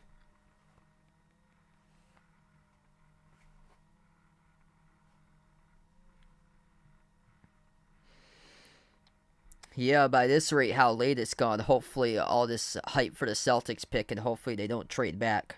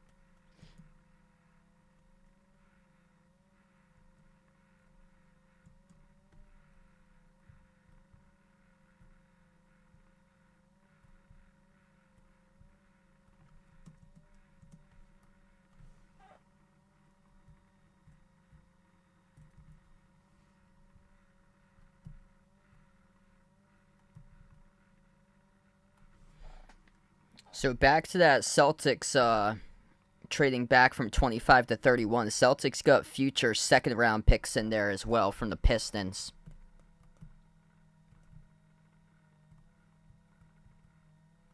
Minnesota trading to get the 33 pick from San Antonio. So Minnesota sending the Spurs 2 future second round picks.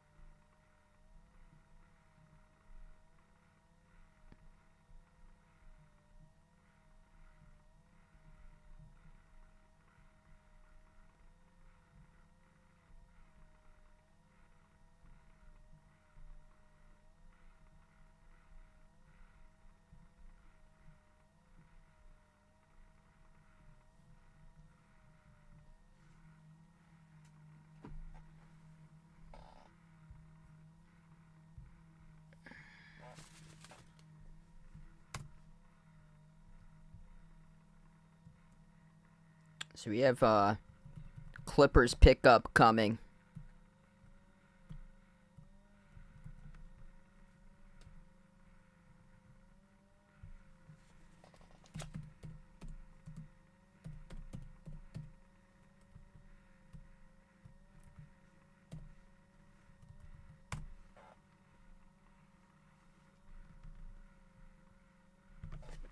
Oh, they go in Mizzou.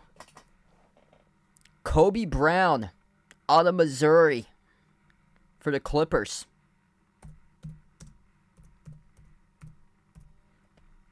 He had a solid season. 6'8". Listed as a guard by ESPN. He's from Huntsville, Alabama. He had a great year. Some big games. He scored 31 against Illinois, 30 against Kentucky.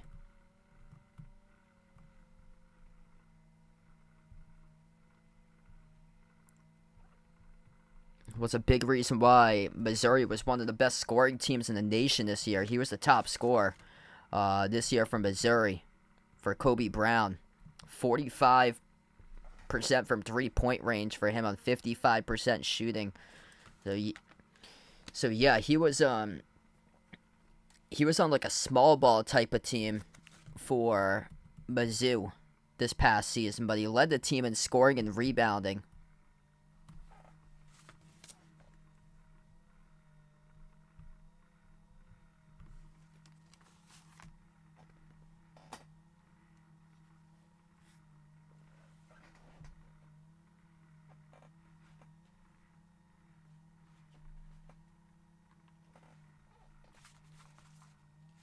So the Celtics on the clock. I'll be signing off after this pick. Thanks all for joining in, being a part of the stream tonight.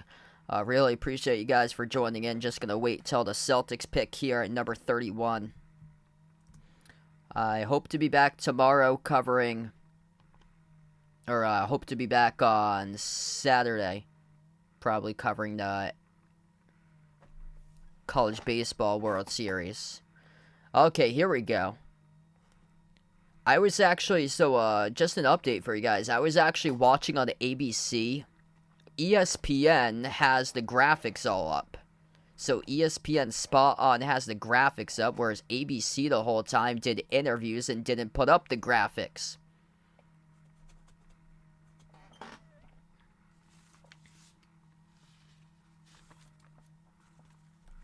So this is the Celtics pick upcoming. Yeah, I see the best player in the draft board right now would be...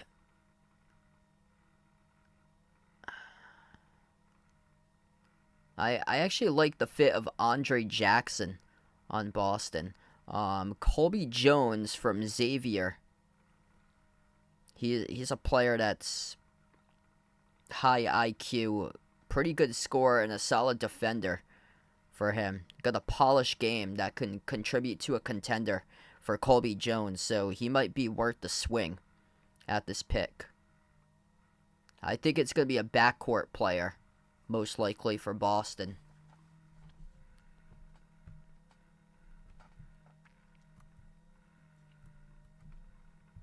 Tough spot they're in right now on the board.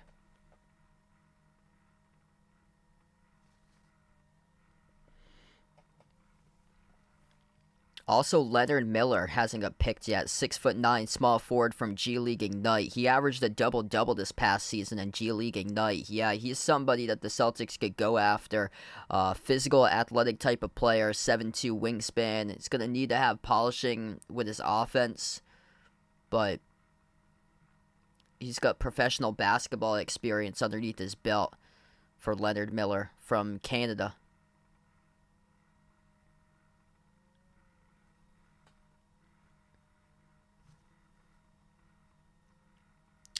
Either that or Colby Jones.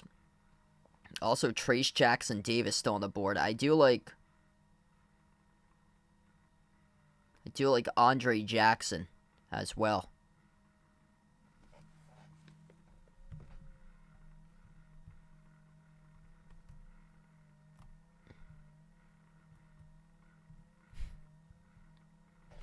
All right, so this is Charlotte's pick. So this isn't even the Celtics pick. Heck with it. I'll just stay on till 34 until they pick. They're just trolling me the whole time. Boston keeping up my late night too late. So I'll stay till 34. It looks like they'll even take at 39, but if the Celtics take at 34, I'll stay till 34. I'll watch 39. I'll cover 34. Just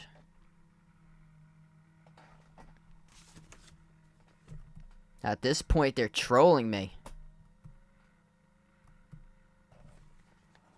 Trolling everybody moving around. 35 to 25 to 31 to 34 and adding in a 39.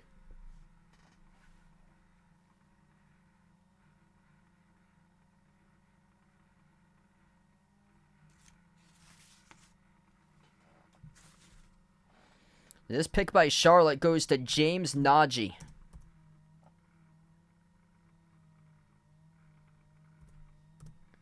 Here's another player that was on the draft board as well.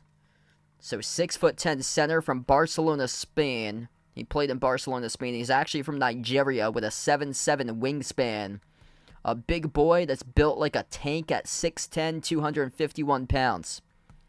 Low post grinder, a great defender, excellent finisher. Alters a ton of shots. He bullies other players, backing his way down low.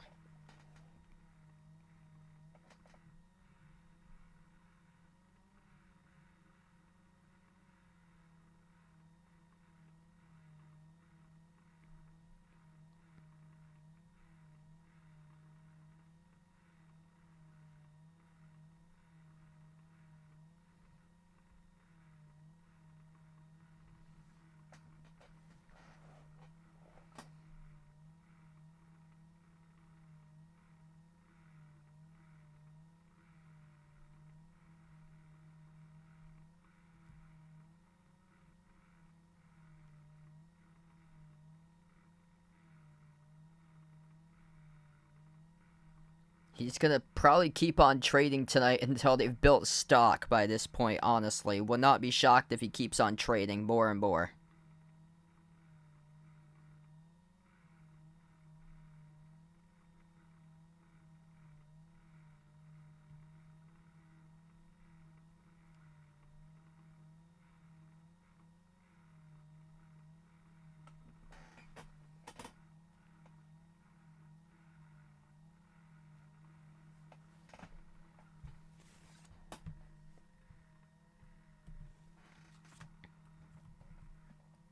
So Minnesota is the next team up. And then Boston back at 34.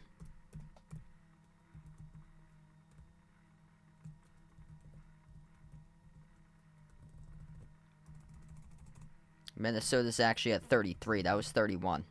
Here's Jay Najee.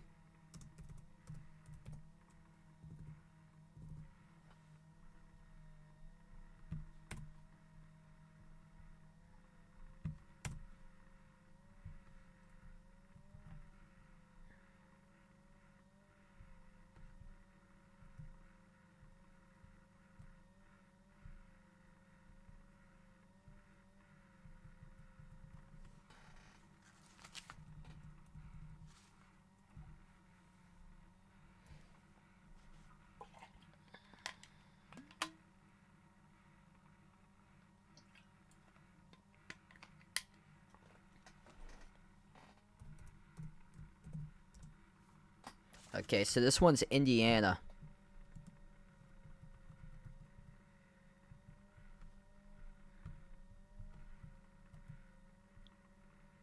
So the pick is in for the Pacers now.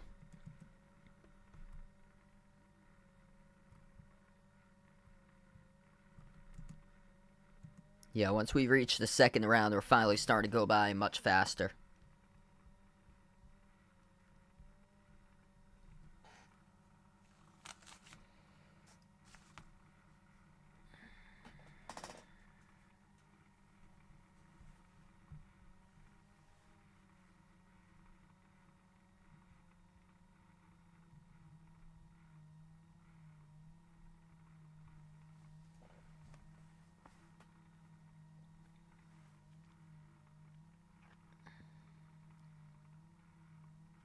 Jalen Pickett from Penn State. Actually, a good get right there to get a older player but a leader. Jalen Pickett had one of the best collegiate seasons this year in all of college basketball. So props to him for being picked the first team Big Ten selection this season for Pickett. One of the top assist guys in the nation last season for Pickett.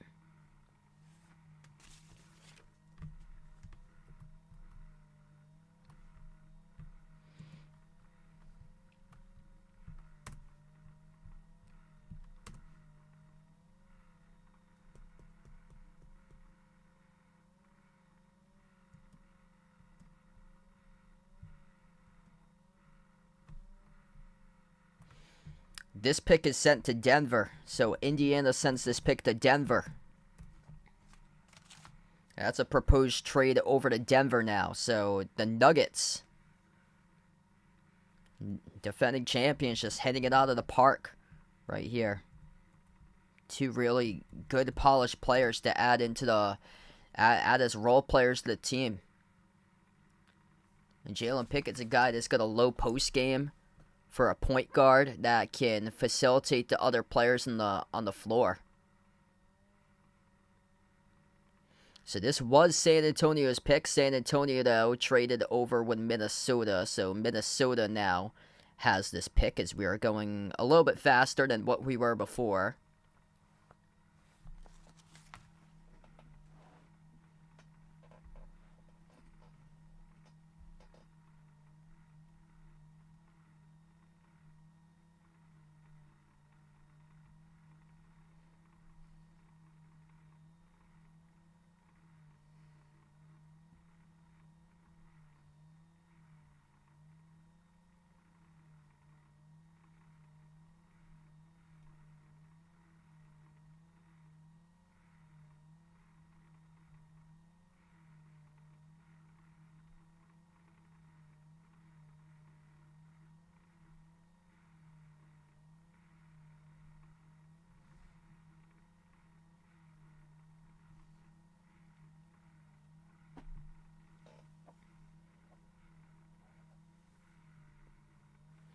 33 pickup coming for the T-Wolves.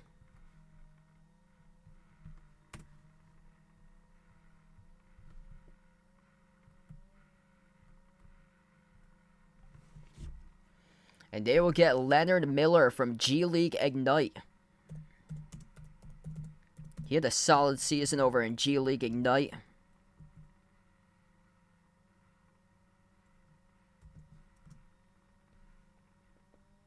Only G League Ignite player with multiple 30-point games in the regular season for Leonard Miller on the T-Wolves.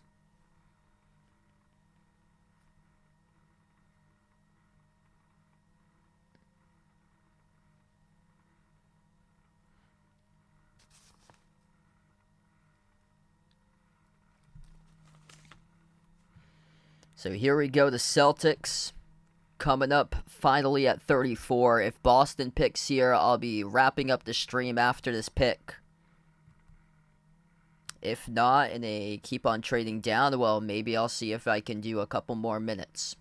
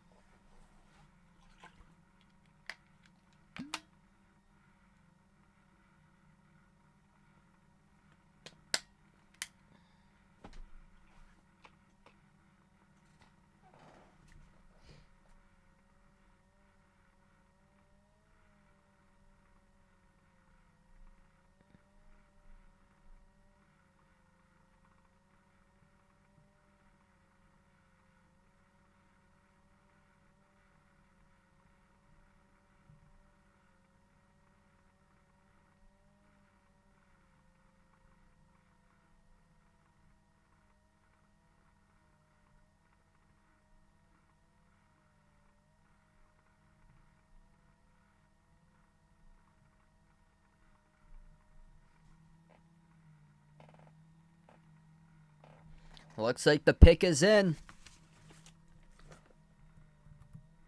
Who's the Celtics gonna select?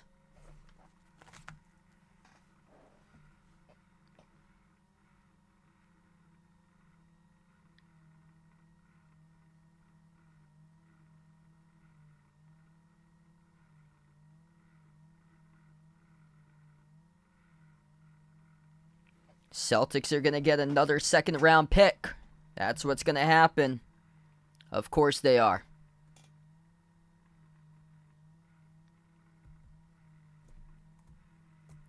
This turns into Sacramento's pick. At 34, they pick Colby Jones.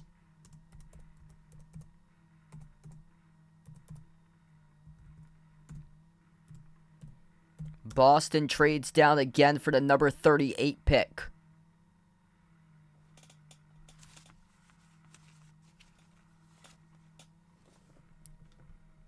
So I believe that's 3 second-round picks the Celtics have now. So, hey, well, maybe we'll have a trade or something.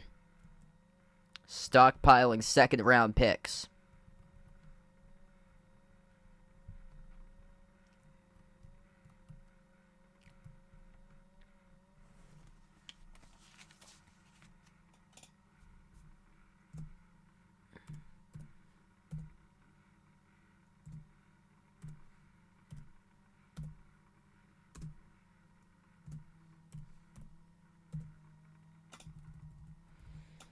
Just crazy.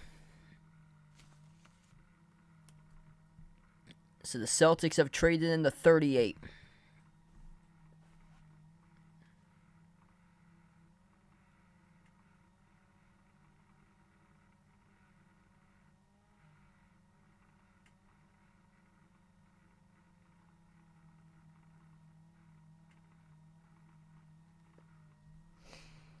All these picks got to be for something.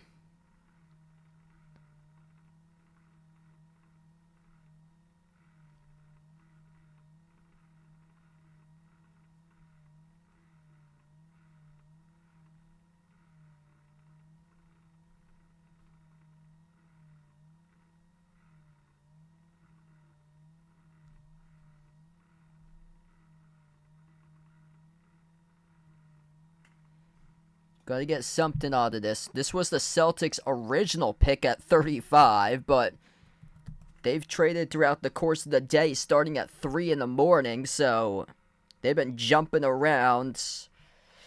They've been jumping around from place to place, number to number. Basically, like, by this rate, they're going to be the next OKC in a draft if they keep on acquiring picks, but instead just second-round picks. You can't really do much with second-rounders. Unless you find a needle in a haystack like Jokic. This is definitely using these second-rounders to, like, stockpile and trade away assets or something. To just get a team hooked up on a giant blockbuster trade and get, like, second-round picks somehow in that part. Yeah, Andre Jackson's still on the board. Wouldn't be shocked if he just keeps on trading.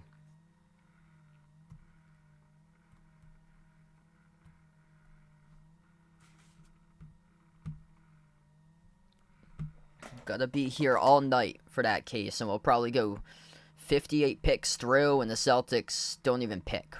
Be the sad part about it is just wasted 4.5 hours in a live stream when they gotta get up for work at 6 in the morning to see the Celtics trade down 5 or 6 times throughout the course of the night.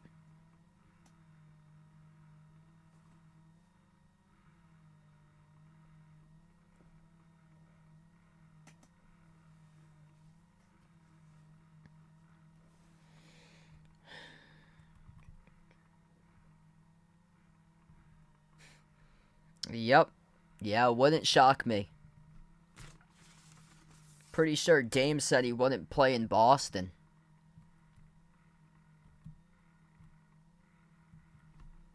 This is Chicago's pick.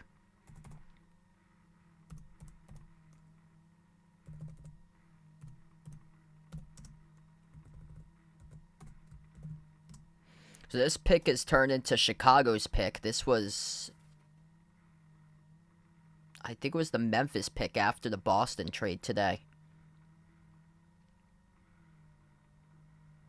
Oh, Wizards. This was the Wizards pick previously. They're going to select Julian Phillips out of Tennessee. So Chicago goes with Julian Phillips out of Tennessee, part of the All-SEC freshman team this past season.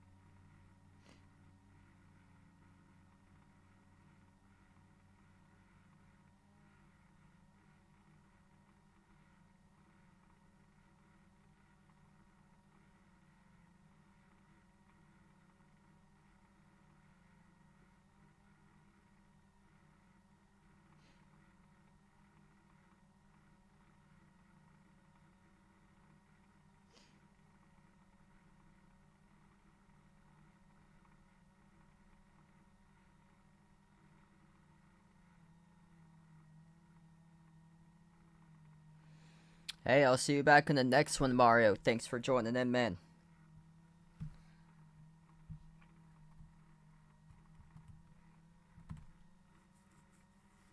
This is going to be the Bucks pick. So 36 is Milwaukee. Originally it was Orlando.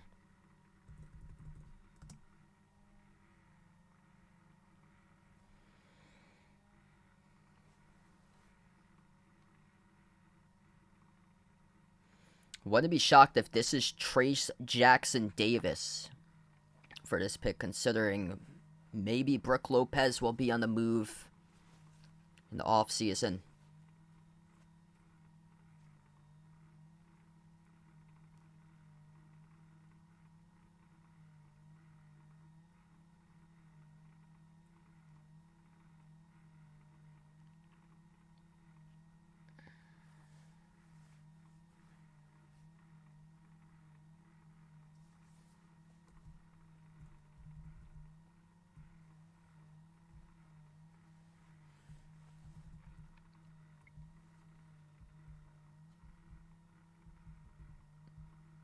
Yeah, Houston did solid. They got a steal with Cam Whitmore.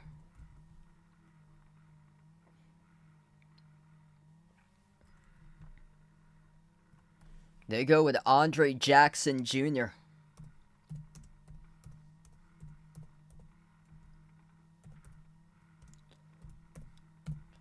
Andre Jackson, really versatile type of player. Point forward, was the glue guy, the UConn national championship team. Outstanding player.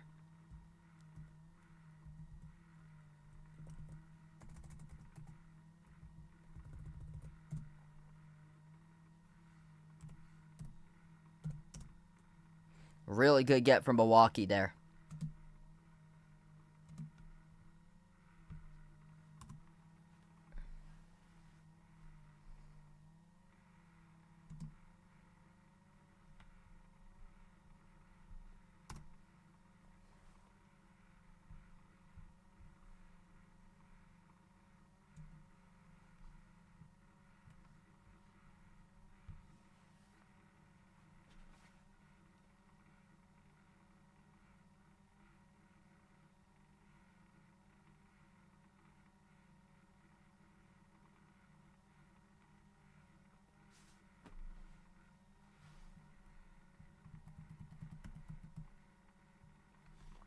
So here's another pick proposed trade to Denver.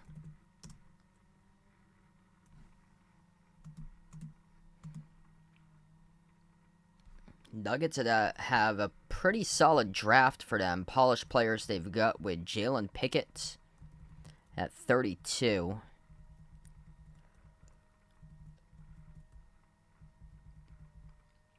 And then Julian Strawther at 29.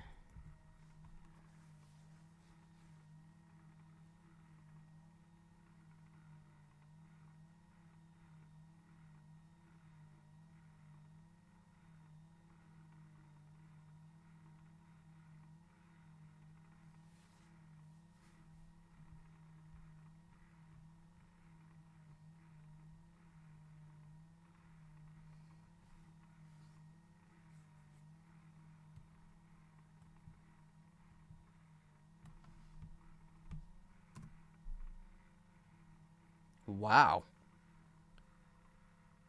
I was not expecting that.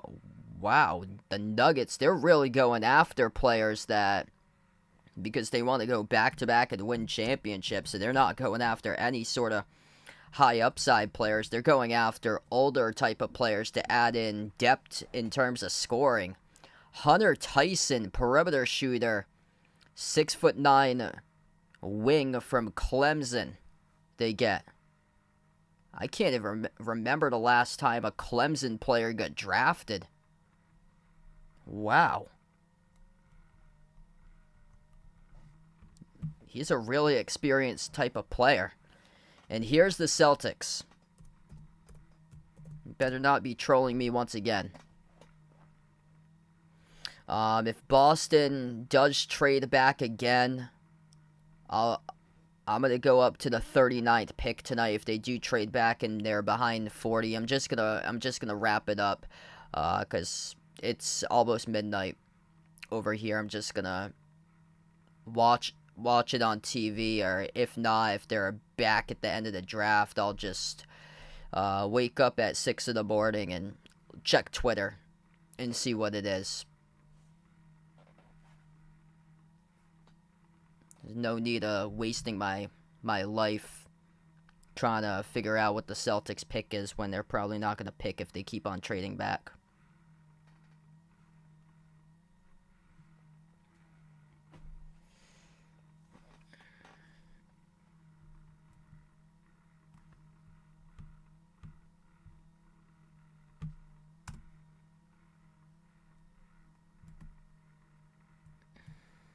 Yeah, all this hype for the Celtics on draft night and keep on going back and back and back. This is definitely looking more so a stockpile for like another blockbuster trade.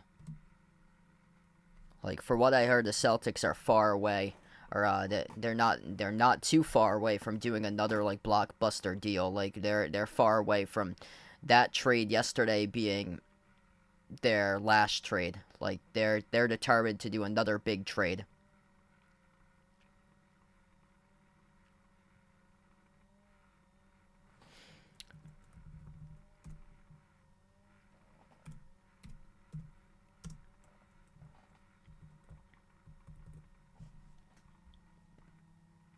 Well, the pick is in. And then ESPN cuts off the graphic.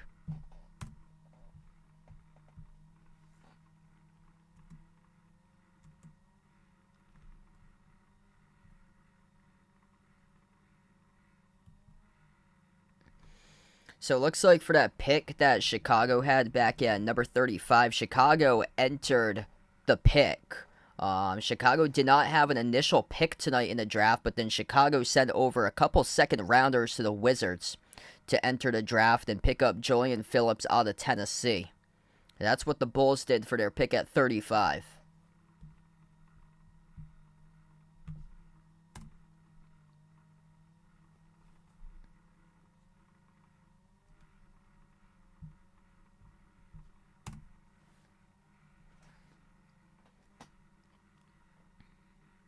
So just waiting for whether this will be an actual Celtics pick or not. And I can't even see it because ESPN didn't have the graphic up. They moved right to 39.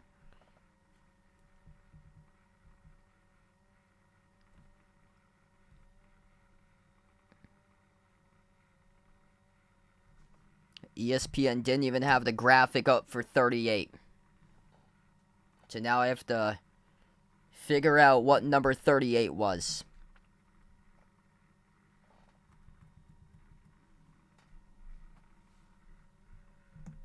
Good job, ESPN.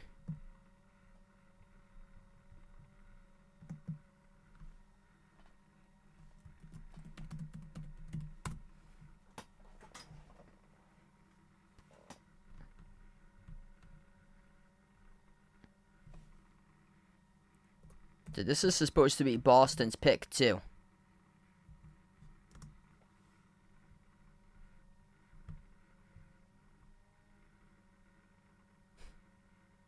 Here we go. We got it up. The Celtics select Jordan Walsh out of Arkansas. All right, yeah, not bad.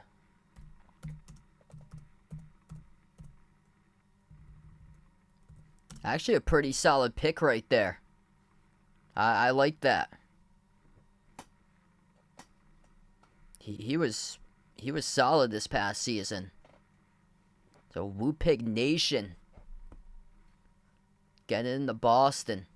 The Celtics got another pick here at 39. After this, I'm going to wrap up. Thanks all for joining in, being a part in the stream tonight.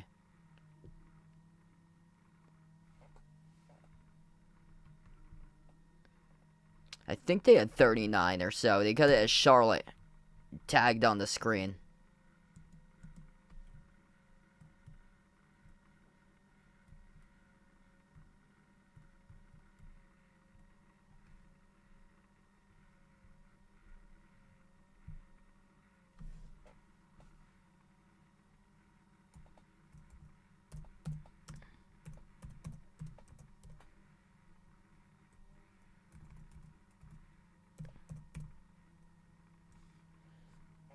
They got a versatile big man, Muhammad Gayi from Washington State.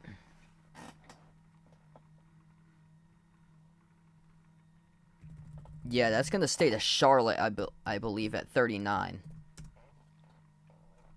Pretty sure earlier the Celtics were at 39. They had traded back so many times for them. But, yeah, Boston getting Jordan Walsh out of Arkansas. That's a pretty solid pickup that they got.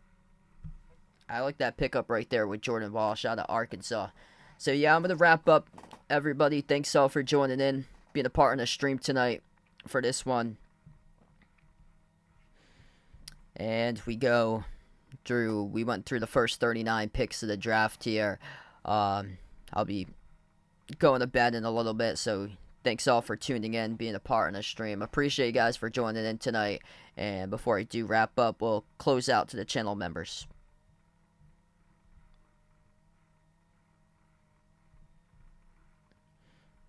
All channel members get a shout out here at the end. We got Jason, Rajeep, Russell, Oreo Pudding, Bradley, Sister Surround, TMC, Braden, Mario, Bino, Mark, John, Kenneth, Tristan, Jess, Ahino, Joseph, Vegas, HD Sports Talk, Derek, Ice Baby, Michael, Bourne, I Am Ghost, Kelly, Asia, Laszlo, Joe, Roderick, Renato, Didi, Katie, Barco, Chuck, Siegel, Woopig, Ian, Oink Oink, Emmanuel, Robin, and Dave.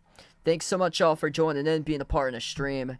Hopefully I'll be back over the weekend covering some of the special live streams for College World Series. If not, I'll be back around July 5th probably for the Summer League. Thanks all for joining in tonight, and enjoy the rest of your night.